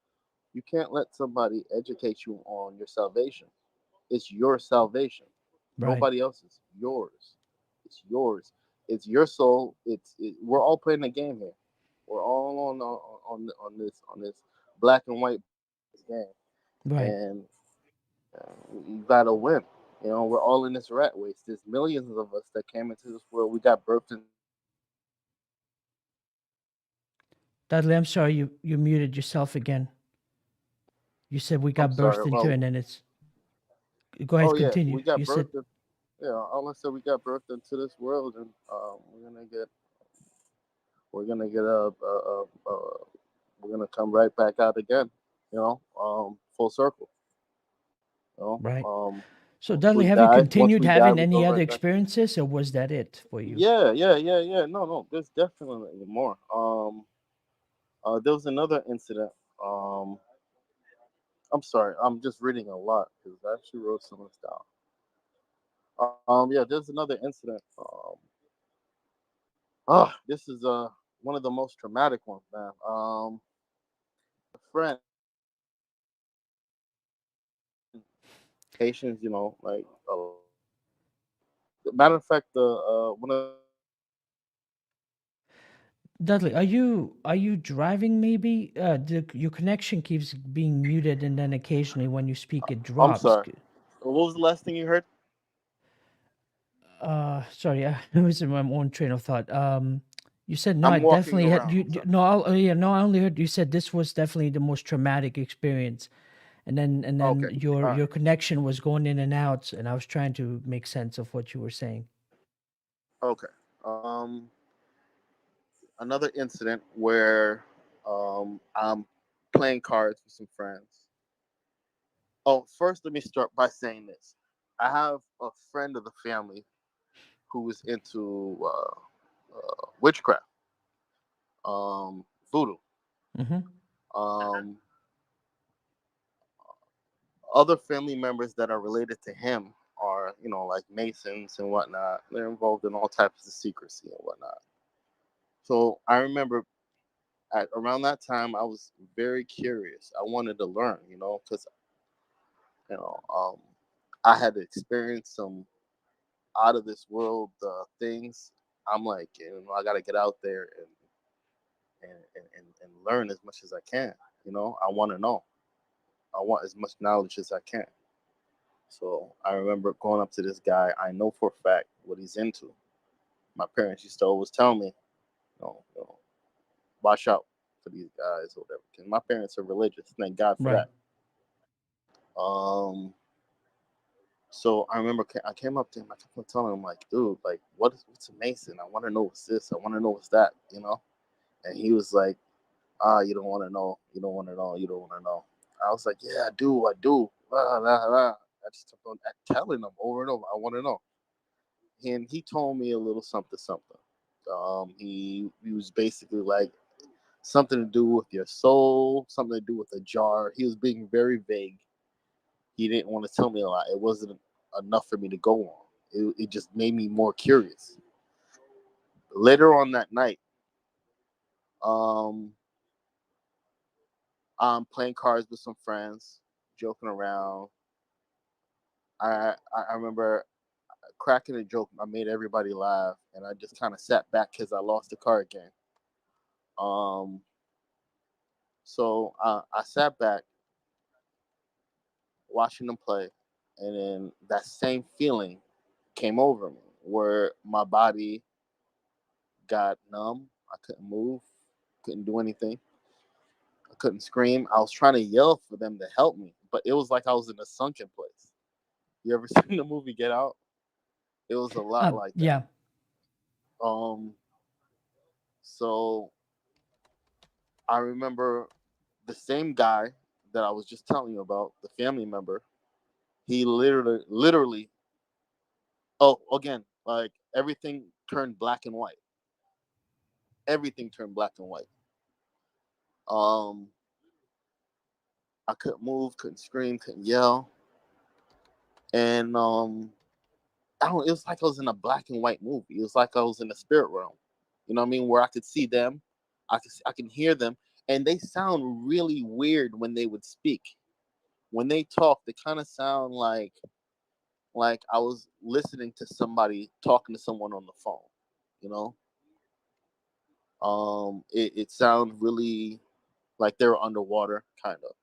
Right. So, um, this guy that I was telling you about literally appeared right in front of me. Literally, he was just staring, like sitting there, staring at me, and I'm just sitting back. I can't move, I can't scream, I can't yell, I can't do nothing. And it was like his spirit was sitting there looking at me. You know how I was telling you about how I came out of body or whatever? I think he Mhm. was doing the same thing. Spirit walk. Maybe he's involved. I don't know. I don't know the details. All I could tell you is that I literally seen him, and I got scared. I just kept on saying, "Jesus, Jesus, Jesus, help me!" And his face got angry, and he left. And then I came back, and I looked at my friend. I was like, "Yo, you didn't see that?" You're like, "I see what?" I was like, "Yo, you didn't hear me? You didn't see that?" They were literally just sitting there looking at me like, "Nah." And just kept on playing. So I didn't say anything else to them because I didn't want to seem crazy. You get what I'm saying? Yeah. But all I can really say is thank you for having this platform. It's nice to be able to say these things, and I hope that other people who hear this, it can help them if they ever get stuck in a situation where they're scared and they don't know what to do. From my experience, the name of Jesus holds weight. It holds weight when it comes to these creatures. I don't know why, but when you say his name, they it's like Wizard of Oz and the Witch. Hmm. I'm melting. I'm melting. It's like that. It's that serious. Just the very name. So I don't know. Well, thank you for sharing That's that all I have to say. with us, Dudley. I appreciate it. On this platform, obviously all views are welcome, and I, welcome your perspective as well. Yeah, man. I can't wait to see you grow, man. I'll try to help you however I can, and I'll continue listening. Oh, You thank got you. you Are got you my are vote. you are you concluding your? Do you want to? Do you have more stories to share, or is this it?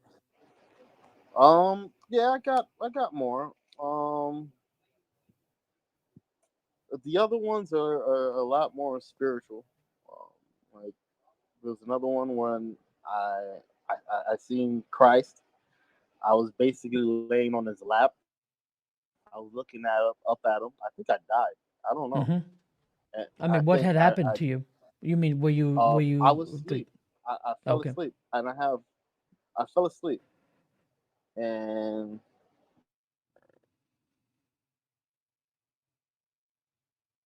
Dudley, I'm sorry, you're muted again.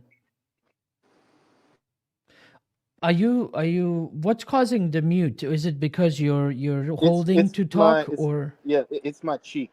As I'm walking, my cheek is oh, got it. Okay. bumping the mute button, Got and it. it's I can't really hear you that well through my speaker, so I got it kind of close to my face. Okay, good deal. Um, um, so I remember I just woke up and my head was on his looking up. I'm looking at him, and my head was on his lap, and I'm looking up at his face, like like a child. I'm sorry you muted yourself again. Like a Is there child. no way you can maybe put it on speakerphone? Is that possible? Yeah, that's what I have you on speakerphone. Oh, okay. I I can't mean, hear you that well, so I got right. to keep the phone kind of close to my face. Is it you mean your speaker or you saying my connection may be a bit low for you? No, no, no. It's my speaker. Like Okay. the sound. It's not. It's kind of muffled. The iPhone 8's old phone. Um, yeah. So I remember looking up, and I just kept on saying to him, like, I don't want to go back. I don't want to go back. Please take me. Like I kept on saying it over and over, and he didn't say one word. He just looked at me. He just looked disappointed in his face, the look of disappointment. And I just kept on saying to him, please take me, please take me. And when I looked around, I remember looking around a little bit. And what I seen is like the weirdest colors, kind of like the other caller, what he explained when he was Hmm. talking about like the diamonds, Right. The like it prism was of a weird. diamond. Yeah, yeah, it was weird, but it had nothing to do with anything. It didn't have anything to do with anything mechanical. I was looking at foliage. I was looking at grass and flowers. Now he was sitting on a rock, and I was sitting on his lap. And I look around, and I'm. It's like the flowers are holographic. You know, Right. it's like colors I've never. I can't really say colors I've never seen because I can't really. I really don't know how to explain that. It was weird, and everything was Colors you smeared generally kind of haven't like a. seen in a maybe natural setting. Yeah, but it felt way more real than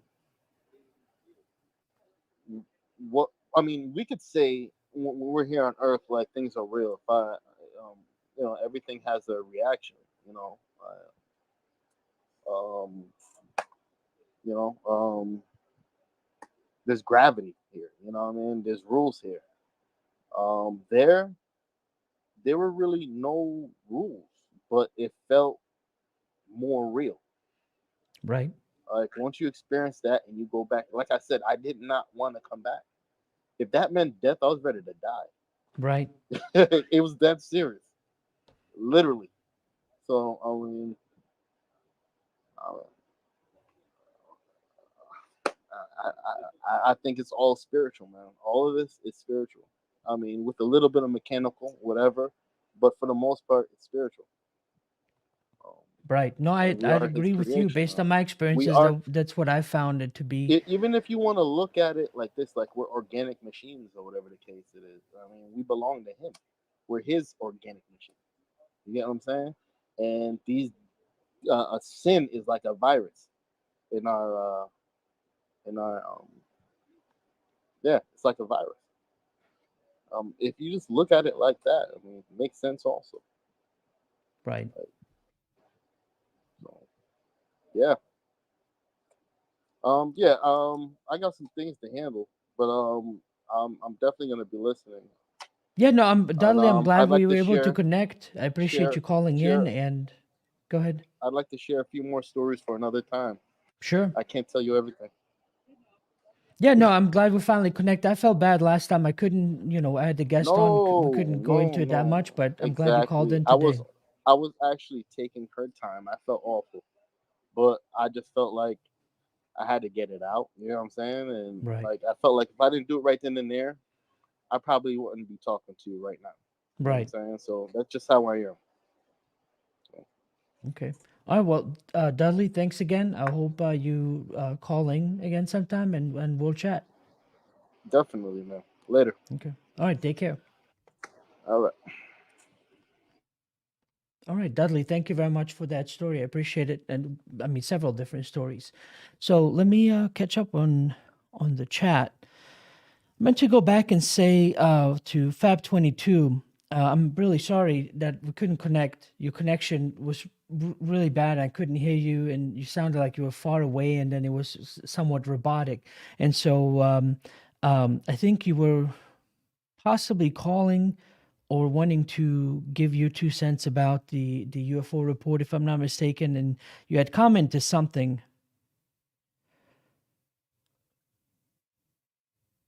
And I was trying to find a comment. It's been many comments ago now. I'm glad you guys are having a robust conversation online, and it's probably gonna take me a while to find out what it was. But anyway, Fab22, I'm sorry again.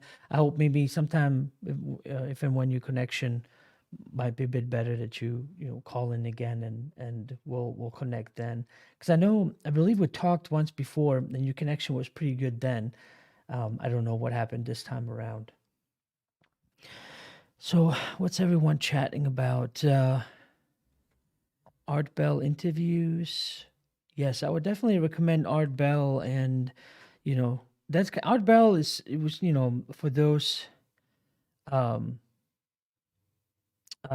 are basically kind of into this. It's Art Bell is, if you are in the very beginning, that's kind of like the godfather of your quintessential abduction story platform, where people would call in and just be open about what it is that they experience, and many other different points of view, and it wasn't always just the same thing, although when you listen to so many abductions, they have a kind of a repeating pattern to them, and but then the eventual experience and interactions would differ from person to person.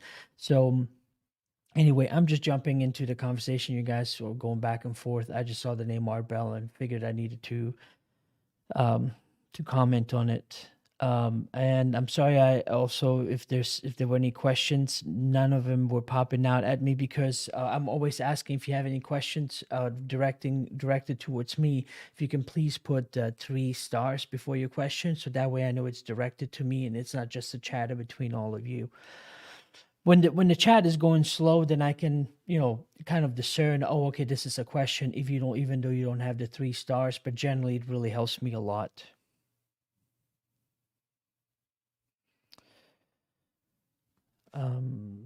Shelly Smith said, at UFO Hub, can you share some about your experiences? You said you were Muslim faith. I haven't heard about UFO experiences from those in that faith. Please share. Well, I only bring it up in the sense that is how I was growing up, but it wasn't the faith, and the UFO experience wasn't kind of intertwined with itself. I just basically left one thing behind in order to explore another, and it was just something that didn't mesh with me at that time. I mean, I was 15, so you could maybe add hormones to that, in addition to many other things, because it there was, before I understood what I understand now. Obviously, I was born in Bosnia, and one of my major parts of Bosnia was the war that that happened in the early 90s. And so I guess every person of whichever faith eventually kind of goes, well, if God exists, why did he let this happen? I mean, women getting their babies ripped out of their stomachs so that the next generation can be extinguished, and not allowed to continue. That much hatred was already there between the countries that fought the wars, and and on all these atrocities that were created that I got to witness, and neighbors that not that long ago, we were friends and I was hanging out with them, a couple weeks later, they're laying on the streets with their heads down, shot in front of their houses. So all these things kind of make you go, well, where is this Allah that you keep talking about? It's there to protect us.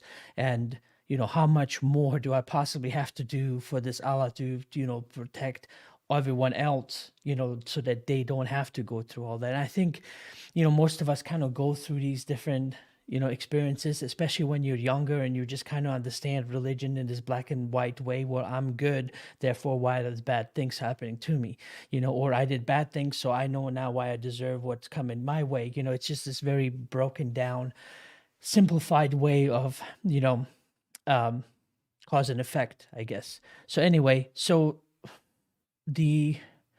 if you don't mind me, basically just if I could direct you to the YouTube channel UFO Hub on YouTube. There's obviously the playlists, and if you go down playlists, you'll find talks. Basically, it's a playlist name, and there are different talks that I've given at different conferences, and sharing a lot of my experiences that I've covered. And so, also my very first live streaming that I did, I went into more of the details of what I call the 5 stages of contact. So I would also urge you to maybe just go back and re-listen to that, or listen to that where I try to go into a bit more detailed.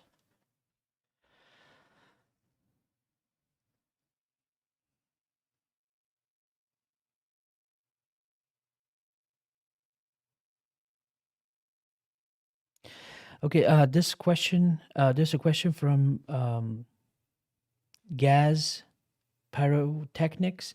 Says, don't you think that after 6 months, what turned out to be actually a 6-page report is very disappointing?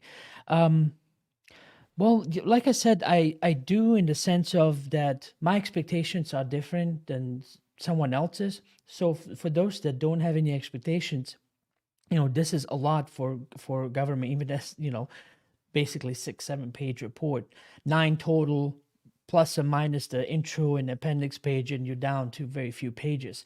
The government admitting, basically that they are real, besides already making an admission kind of right at the beginning of the pandemic, and so it's disappointing that obviously they didn't jump into exactly to the point where I'm at, but for someone who's just now into this, or kind of always been waiting for the government or the authorities to kind of jump first, or kind of say something first before they felt more confident, this is a great beginning, because it's very, very simplified. I'll try to paraphrase it again. I think I've done it a couple of times. It basically just states, for those that haven't read it, that the different sensors, infrared, radar, visuals, and all these different all the different equipment that was used registered these different objects, and that they were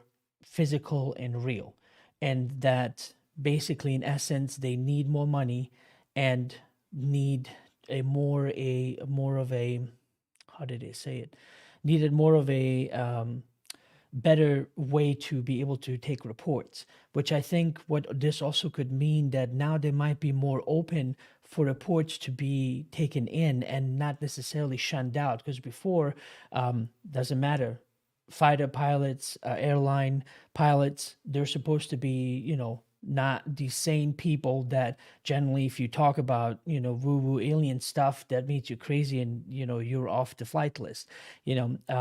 Now it would be making it possible for them to be able to easily make these reports and maybe not have to worry about their jobs being taken away. So again, it's disappointing for some, but it's a necessary beginning for others. Okay, let me see if there's any other.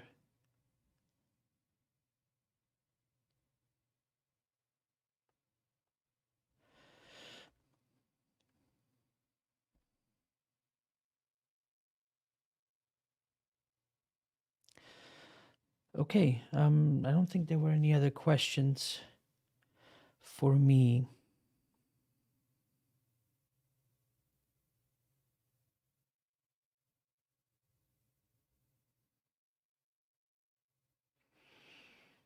Oh, Shelly Smith, thank you. It's all right. It was trauma that I speak a little bit about it during my talk. That it was, um, I can never say that it was drama that was necessary, but it was drama that my higher self kind of took as a learning lesson to mold me more psychologically and whichever way to be able to deal with this extreme stress, this psychological or the psychotic shock that most people don't know how to deal with, which then I make a connection later on in my talks regarding alien contact, that when you're in their presence, you kind of are vibrationally shifting up towards the level that they're on. Well, that also means you start to become more aware. You're this block that we live in under this haze that I don't remember anything. All I know is my life from so many years ago when I was born all up until now. That's all I know and remember. More things, kind of like the veil starts getting lifted, and it messes with your head and understanding that there's more out there. And so that causes this huge psychotic shock to the system. Well, later on I learned that all that trauma and everything that I've been through and hardening myself against it is exactly what I need to continue, I guess, not to go crazy, because that's why contact in general, people always will have these experiences of, well, I passed out and then I had missing time, or they would have experiences like I just remember seeing a ship and I, looked at it and, the next thing I know it was going away, and then I realized time passed, and they would have this gap of time of what in the world was happening. There's a reason for that. Some would say, okay, it's a nefarious reason. That's why it's happening. They're doing everything behind your back, so and don't want you to know what's going on. So it's obviously that's what it is. Well, with many others, experiencers, other more researchers like Dolores Cannon, who did a lot of the past life regressions, and through my own personal experiences, it has a lot to do with energy and how much each individual of this energy shift can take. And very, very, very few have actually achieved, and I don't know them personally. I'd love to talk to them. Only heard, literally my entire time that I've had this different experiences, because I've been trying to have this physical contact to where there's no broken timeline of my conscious remembrance, of what had occurred, and I could never really quite get there. It always had to be physically leading up to a point, and then they had to back off, otherwise it was too much for me to take. Then only when I would go to sleep, or out of body would I have more contact and more things that were happening. And then eventually, when you hear some of my other talks, to where I literally had to go through a near-death experience to be fully out to understand even more, because I couldn't have taken it physically otherwise.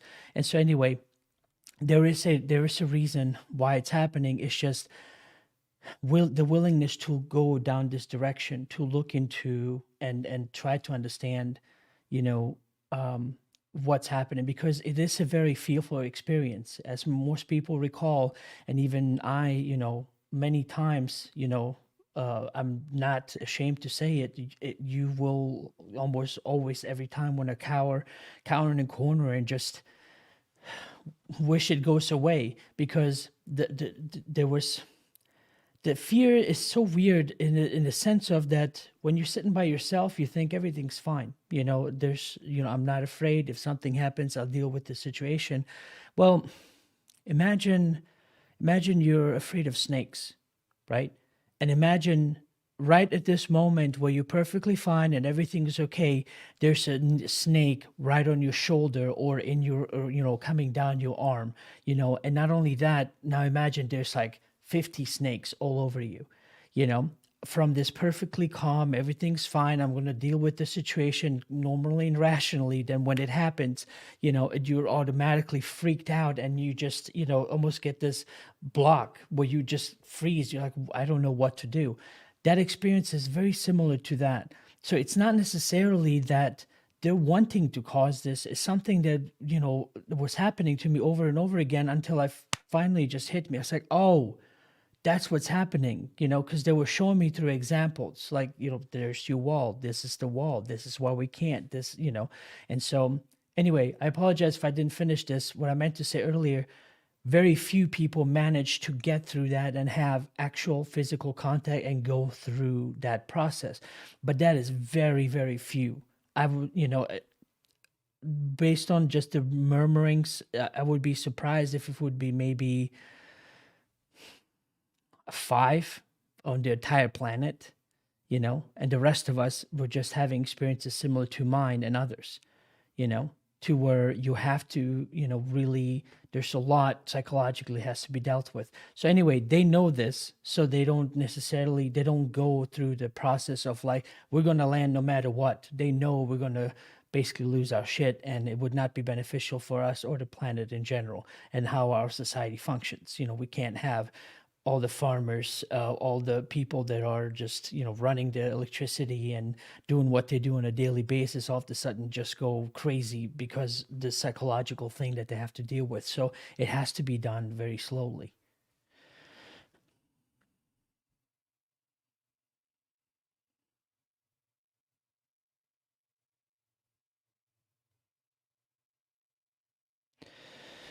Hey Hazel, how are you? Hazel, you were asking me, would you be able to interview someone and keep their privacy? You mean just if you mean like a guest, or you talking about yourself specifically, or can you please clarify? I'm not exactly sure. I mean, when you speak to me, you can just, let's say if you're on Telegram, you can just have a cryptic name, and just have that name. And if I ask you what you want me to call you, you can just say, whatever, call me this. And so that way you get the anonymity that way, without, needing to give up more information. If I'm understanding you correctly, please clarify.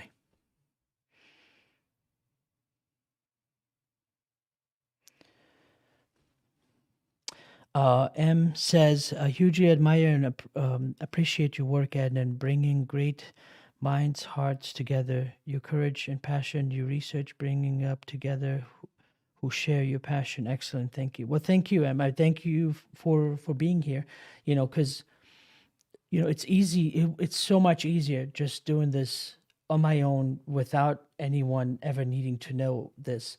But I guess it wasn't meant to be. It was almost like my friend Sherry Wild, kind of said, calls the book a forgotten promise.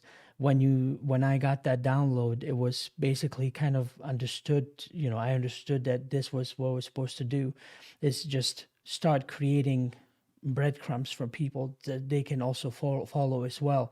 But keep in mind, I'm also in the same boat as all of you are. You guys doing research on your own, I do mine. Maybe mine gets to be more public, but at the end of the day, we're all gonna together end up at the same conclusion. Meaning also so many years down the road, when context comes, I'll be in the same boat, so to say, as all of you are as well.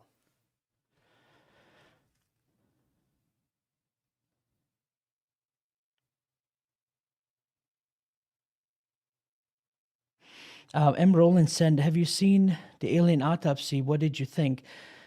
I've seen several different videos, and so that's what that sucks about these things, is that there's no surefire way to confirm some of these videos, because some people are really awesome and great in replicating certain looks of some aliens based on descriptions, the way it looks, and the realness to it. So it's hard to tell if this was really a stage stage an event, or was it really just government dude with a camera in the room as this is happening? So some of them, they're very intriguing. Some not so much. You can tell it's just it's not. It's just a staged thing. I don't know for what reason, but there was one other that I saw was really made me think, and that's all I can tell you about that. I wish I had more of a way to confirm it.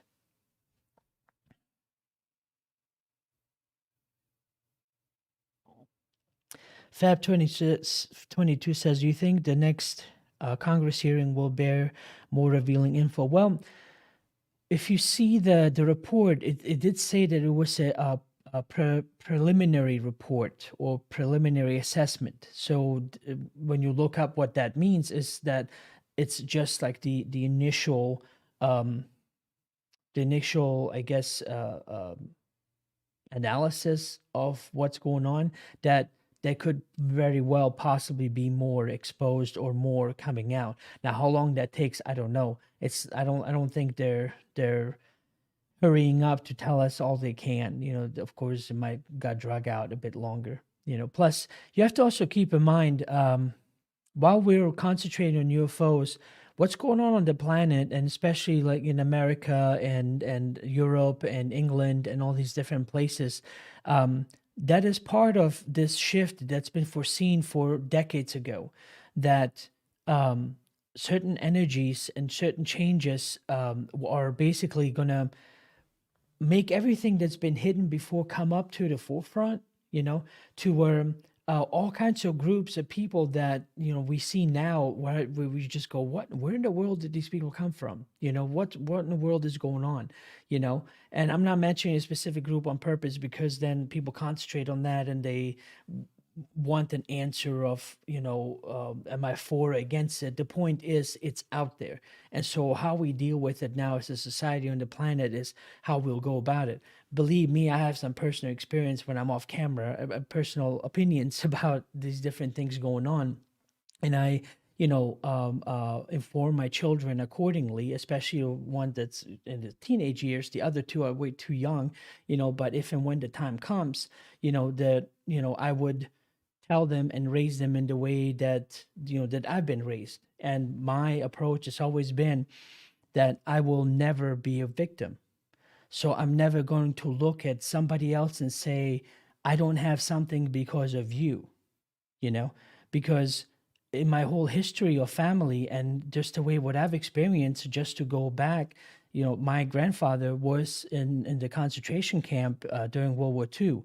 Well, especially during, the partisans, fighting off the Nazis, and basically during that conflict, people were, captured and taken to concentration camps and whatnot. And my mom's dad, grandfather, was part of them, and so when the camps were eventually liberated, there was no great help. He basically walked back from the camps back to Bosnia, to where he was born, and he died when I was very young, but every story I know from my mom and my family is that he went there. He said that was a part of my life, that he just basically bought himself a plot of land, cows, started up a farm, and my mom's family still lives there to this day. When Germany was paying out reparations, he didn't want to have any of that. He said, I'm done. Whatever happened. I don't see myself as a victim. I'm living my life, and that is his victory. Instead, if he went back to the Germans, and then begging and wanting something from them, then he would give them that, power that they always wanted over him, and so then moving forward, when it comes to, talking about Catch-22, and I make that correction, not Germans, Nazis. I'm sorry, that has to be clarified, because, it was the Nazis and the Nazi propaganda that basically, got to the level that it did. But what happened, afterwards was when the Bosnian War broke out, or the war in Bosnia broke out, when we fled, Germany was the country that took us in and gave us a place to stay and gave us a kind of a staging area where we could start going back to school and have a life of normalcy. So when it comes to the little karma between Germany and Bosnia and my family with the Nazis and Germans, as far as I'm concerned, when my family was on the verge of extinction, they offered us help, and for that I'll be forever grateful. So the karma cycle for me, as far as I'm concerned, has been repaid and done. Because there's no point for me to kind of go over it over and over again. And then when I lived in Germany, it's just forgive me for some Germans that might be watching this, but just my whatchamacallit, impression of the Germans was that they were so ashamed what had happened during that time that they were even afraid to be Germans. They can't even wave their own flag. They're like, oh God, let's not, this people might think we're too patriotic and the Nazis will rise again. I always thought that was silly. Like Germany is a very beautiful country, and the culture and the people, it's like you should be proud of that, and to the extent to where you're just obnoxiously, proud of that, like Americans are to be Americans, and so, there's nothing wrong with that. It does not mean that it will go right back into what it was during World War II, because a culture, in a country is its own country. You can't just try to eliminate everything about Germany, what makes it German, And so anyway, it's just my observation, having lived there from pretty much late 92 till late 98. And it's a very long time to where every time people ask me, I always say I was born in Bosnia, but grew up in Germany. Everything, the way I live now, the way I talk to people, the approach about friendliness and just being polite, is what was taught to me in Germany in schools, and it's something that I try to instill in my children, and so what I'm trying to say is that there's so many reasons that you can blame something or someone. You can blame the system, you can blame all these different people, but we came here to this country with literally nothing. It's like, and the first time we actually immigrated to United States, before we were just running wherever we could, hoping and begging each country on the way to take us in. We were rejected several times before finally Germany took us in, So there was my chance to legally come to the United States. And because of having seen what extinction looks like, what true racism looks like, what true oppression looks like, America still is the dreamland, and so there's not one single Bosnian that would tell you, oh, I can't make it because whatever, Americans are not allowing me to do something. They start businesses, they go about their lives, they start trucking companies, they start restaurants. It's the mindset. There's, and even within the Bosnian community, even my parents are like, don't hang out with so and so because they don't have any plans in their lives to do anything great. It's like, we want you to go down this path. It's the parents basically being there with you. And so I could make up all kinds of excuses. I could find every excuse in the world to say I don't have something because of so and so and so, but I always would then find myself lying to myself, because everything I have and everything I don't have is because of me. Everything that I've achieved is because of my own, mindset, because of what I wanted to do in life and go about doing. And everything that I don't have is then because I missed out, because I was lazy and I didn't take up any opportunity, or didn't take up the opportunity that was offered to me, and so to kind of pull this all back together again, that's my mindset of how I am and how I will always be.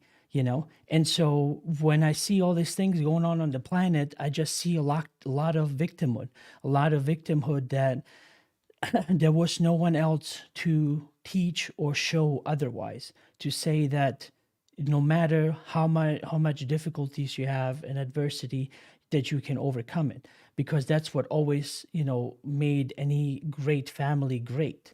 That's what always made a great individual great. The overcoming of this adversity and made them that much better for it. It gave them the life experiences and the wisdom to now know what it is that held them back to begin with. And so anyway, how long this will take for the planet in England and America and everywhere else where the different protests are going on for it to work out, I don't know. But that energy has been foretold long time ago that it will happen, that it was going to happen, that it will come to the forefront. So secrets of governments are coming out, the disagreements within countries and societies, and even within each communities are going to come out and have been out. And so we're going to have to deal with it in one way or another. I hope it doesn't develop to that point to where it will be more of an armed conflict. But I hope that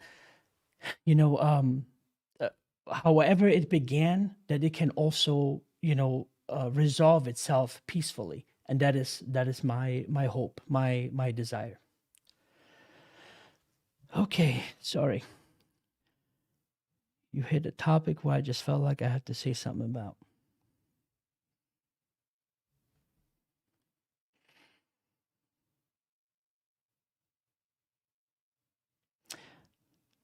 The question. So Hazel says, I think you should feel very proud of yourself coming from that life and doing all this to help all of us understand more. Well, thank you. Thank you, Hazel. And I appreciate you too, and everyone else that logs in, because it is your guys' watching, sharing. I always encourage people to share, like the channel, or subscribe. That just helps kind of, spread the message out there. And, I, thanks to my very understanding wife who's taking care of all the kids right now, she, wants me to continue doing this because from her family lineage and having been constantly in this kind of UFO alien type environment, she understands the importance of it. So she does what she has to do at the house while I do here in the studio what I have to do to just kind of be the next, breadcrumb from somebody, to be the next piece to say, oh, okay, this connects this dot for me, or that interview that I saw on UFO Hub connected this, for me, and so on. And so that is my hope, if anything, and so I, of course, wish I could do more, but I'm only limited to whatever time span I have. And so, plus as you guys already know, I got a full-time job, so I can only do this part-time. Of course, I wish I could do this full-time and just get to do this every day of the week and try to have a guest, every other day, or, whatever the plan might come up, I just don't know. The point is that, I appreciate all of you for tuning in, to be from all over the world, to be in France, to be in Spain, to be in South Africa and all these different places, so thank you for doing that, because it's probably late as hell right now and you're up watching this and partaking. So thank you.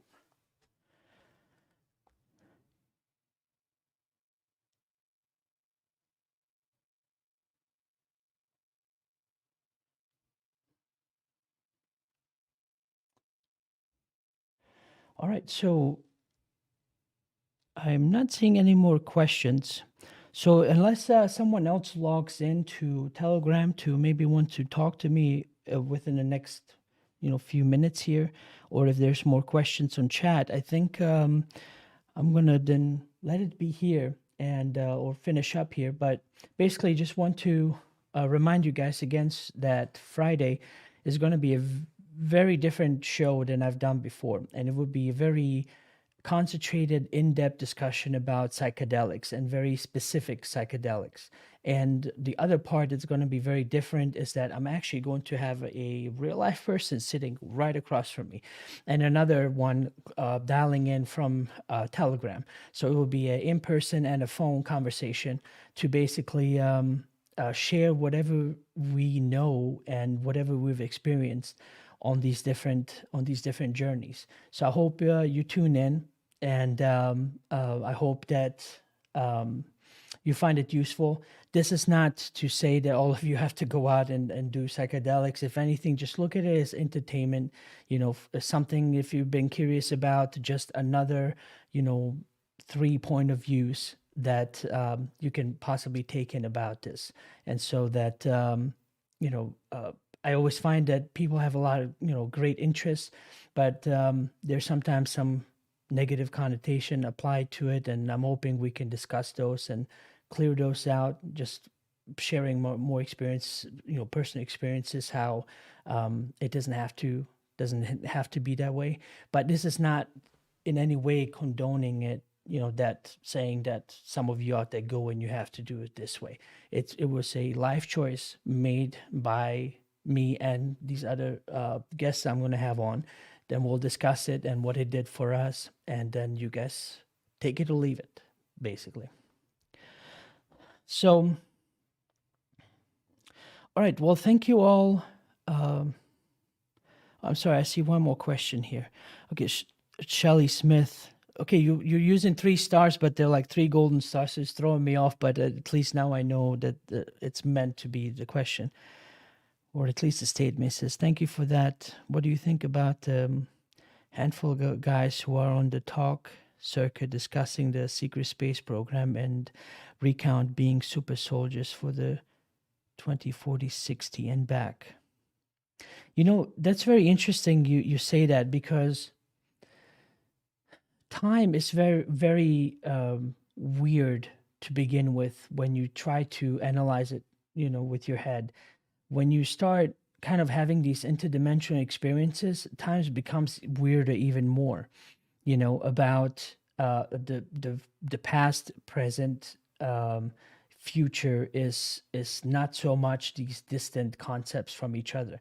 And so just having these different experiences were related to me, and whatever I could learn I did, but it didn't go beyond that aspect. So just knowing what I've experienced myself, it is, you know, I wouldn't be surprised if there was some kind of program out there, and I think this is what you're referring to, where they basically you know, go back in the future, go to the future and then back, I believe, is if I'm not mistaken, to do whatever they're doing and then coming back to current time, you know, or reverting them back physically. And it's so weird too. We might get into that. Or actually, we will get into that on Friday regarding aging and bodies and the perception from these different realms. You know, how weird it is to have this, you know, aging body, and how basically it's just it's a concept of your higher self that's materialized in this physical world, that if it was your life's path, that you could literally make changes to your body. As crazy as it sounds, I realize what I'm saying and how silly this is, you know, but some things I just can't look away from or not tell you about.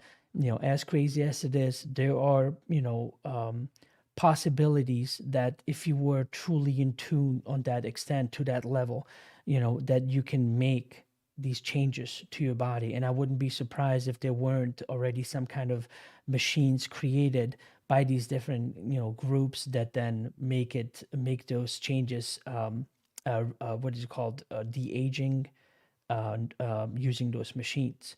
Because as I was mentioning in the very beginning of the show, we always think that the government, or it's always been said that from whatever the latest and greatest technology is, that they're at least 50 years ahead.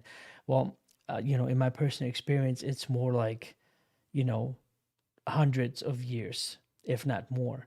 And so it would be very, you know, very cool if some of this stuff would come out, you know, sooner than later.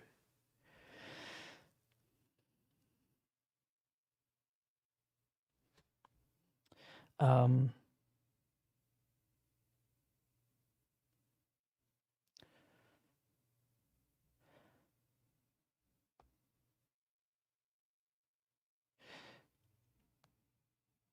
Paul Crocker said, "In this world, you are exceptional as giving of yourself. Thank you." Are you referring to me, or are you just saying in general? I'm sorry, I didn't quite understand. And Monocle of Mayhem, yes, I heard of 20 as well, but the 4060 is new to me. But it doesn't matter really when you think about what years. Verita Vega says you have a very professional show. I appreciate it. Thank you for your wife for helping behind the scenes too, and thank you. Yes, I thank her every day. You know, I hope I tell her enough. But you know, it's very frustrating dealing with little people. You know, because they don't. You know, it's always they want something, they cry. They, you know, it's like we try to talk to them calmly. It's like, okay, come here. Okay, what is it? Just, you know, and they start throwing temper tantrums and all that, you know. And I would deal with aliens in any day, no matter how physically and psychologically that would be hard to me compared to that. So I'm very grateful that, you know, she's doing that. And she's watching right now too, partly also because she's kind of like my feedback. If there's something going on with the show, like if my sync is off or something, she'll let me know on text so that I can make some corrections while she's watching at the same time. So I know she sees it. So babe, thank you very much. I appreciate you very much.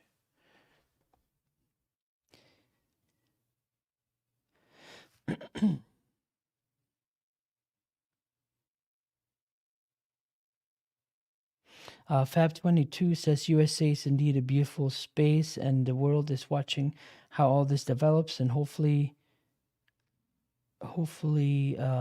USA will demonstrate wisdom and be the forerunner towards true and open, positive steps to unify all. Well, the USA is a very diverse place. So if anything new to be worked out, it would be the United States, because a lot of these countries, you know, although they have immigrants, and I've experienced that myself, they're still very much homogenized, you know. And so, you know, by having more of this mix, more conflict that's been happening in the United States, whatever gets resolved could very well be the template to be then take place and take hold in these other countries to say, okay, this is how we can deal with this new change moving forward.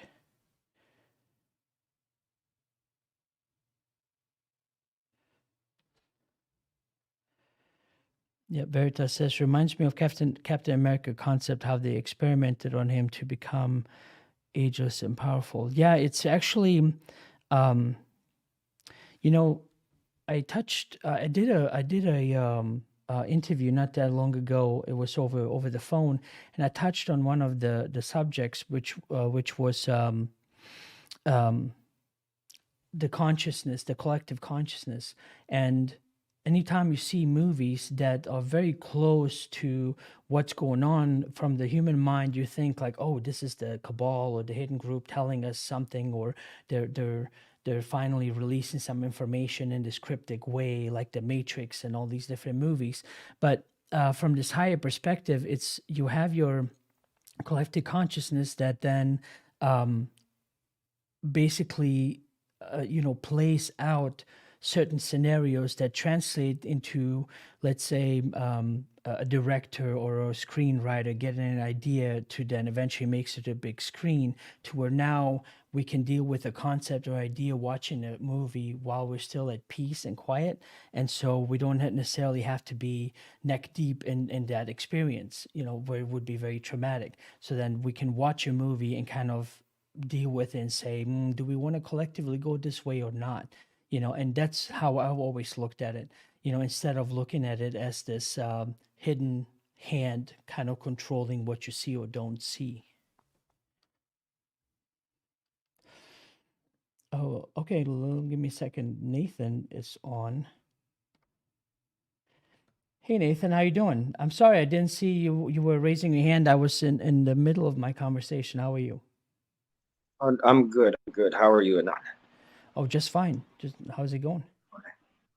Very good. So, yeah, I chimed in. I got on a little late today, and I don't know. And it sounded like you guys were talking a little about secret space programs. Has anybody? Whatever happened to Corey Good? Are you familiar with Corey Good and all that disclosure that he was doing? Did it turn out that he was? Did he just disappear? Was he talking truth to any of it, or is it total bunk? Or because well, I know of him. I know of him, but I didn't follow him very much. I think what is it called? He was talking regarding what is the alien group, the Blue Avians, I believe. and I don't Yep. honestly. I haven't followed it. Uh, I haven't followed it, and I just, I can't speak much more. I just know that there was something going on between him, David Wilcock, and all that, but I had too much. That's right.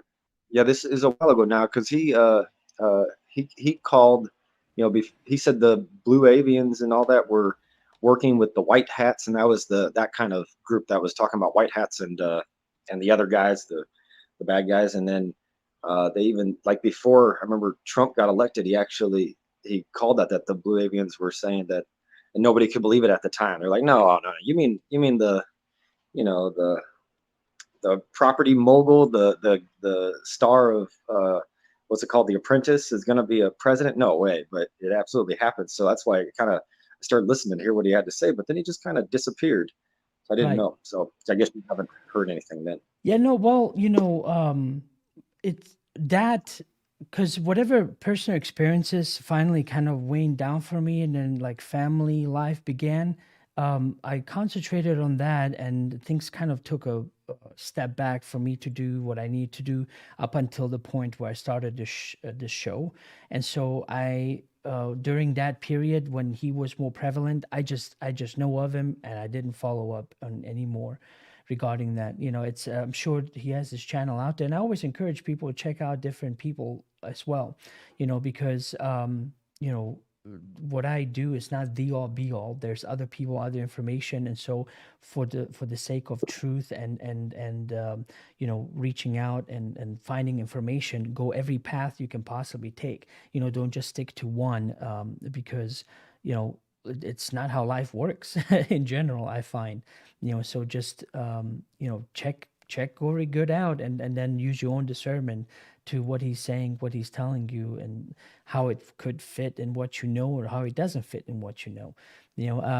Like Bashar always said, listening to like listening to every speaker that's ever out there is kind of like going to a restaurant and ordering everything off the menu at one time. And so you're going to have to make that discernment, like, okay, today I would like this, but tomorrow I'm going to choose something else. And just basically kind of discern it that way. Because there's many people in my progress, before I had my own personal experiences, I just stopped. It's like there's nothing I can really gather anymore from this person, because they haven't given me anything I can act on myself. They always needed me to go back to them. Before this latest and greatest, they had sources, they had documents, they had this, so my progression was dependent on them. And so even then I understood, nah, I'll just move on to something else, instead of growing older and gray, or waiting for them to finally give me this thing that I've been searching for. you know and not a lot of people do that. They just want to keep on waiting for just this one particular group to group or people to be the guiding light in their life. Okay, thank you. And hold Look on, forward to. one second. There's Shelly Smith just commented saying, so Corey Good is still on the talk circuit with folks like Laura Eisenhower, Edge of Wonder guys, Ben and Rob, and Michael Sala. So there's a little information about him, and where he still can be found regarding that.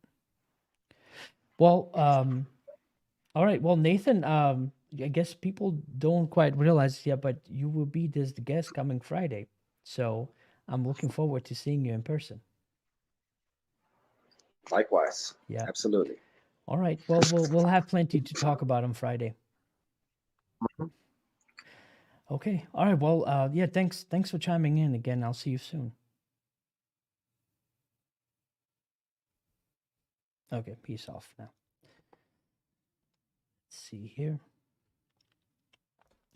Fab22, do you feel our governments are not that bad and they just act via necessary evil rather than just plain covert means and outright lies? There are so many aspects, and Big Brother does does cares.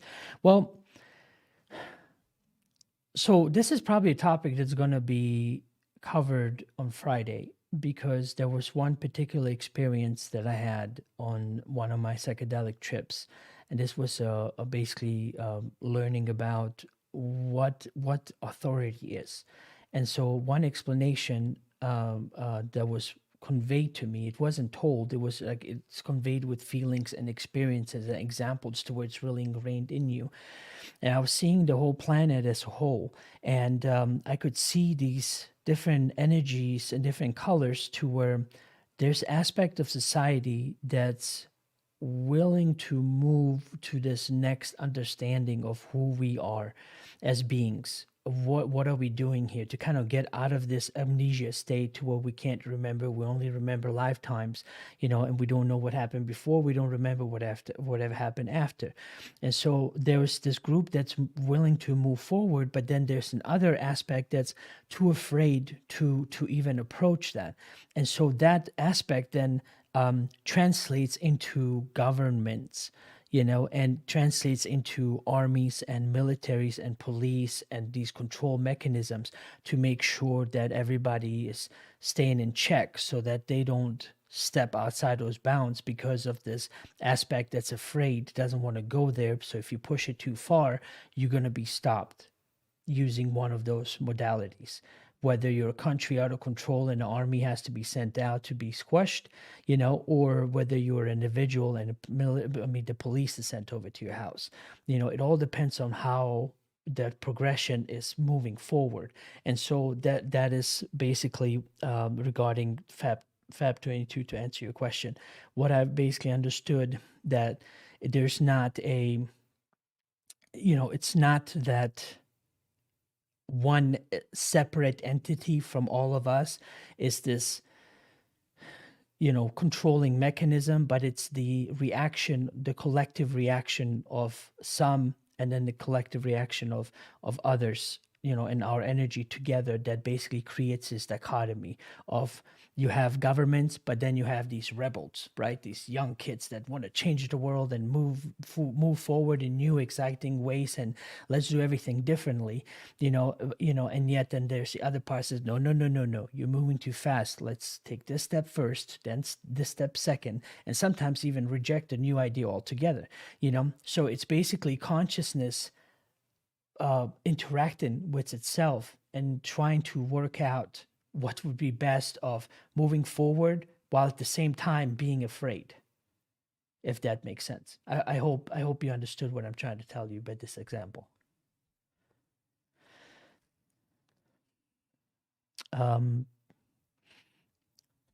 Daniel Guy, hello from Australia. Well, hello. I don't know how late it is there, but wow, thanks for chiming in too. Vitra Vega says, I agree, and for the season of life, I moved on from David Wilcox. He's not my favorite flavor of the buffet anymore. Okay, got it. Yeah, I mean, yeah, different people have different things in their lives.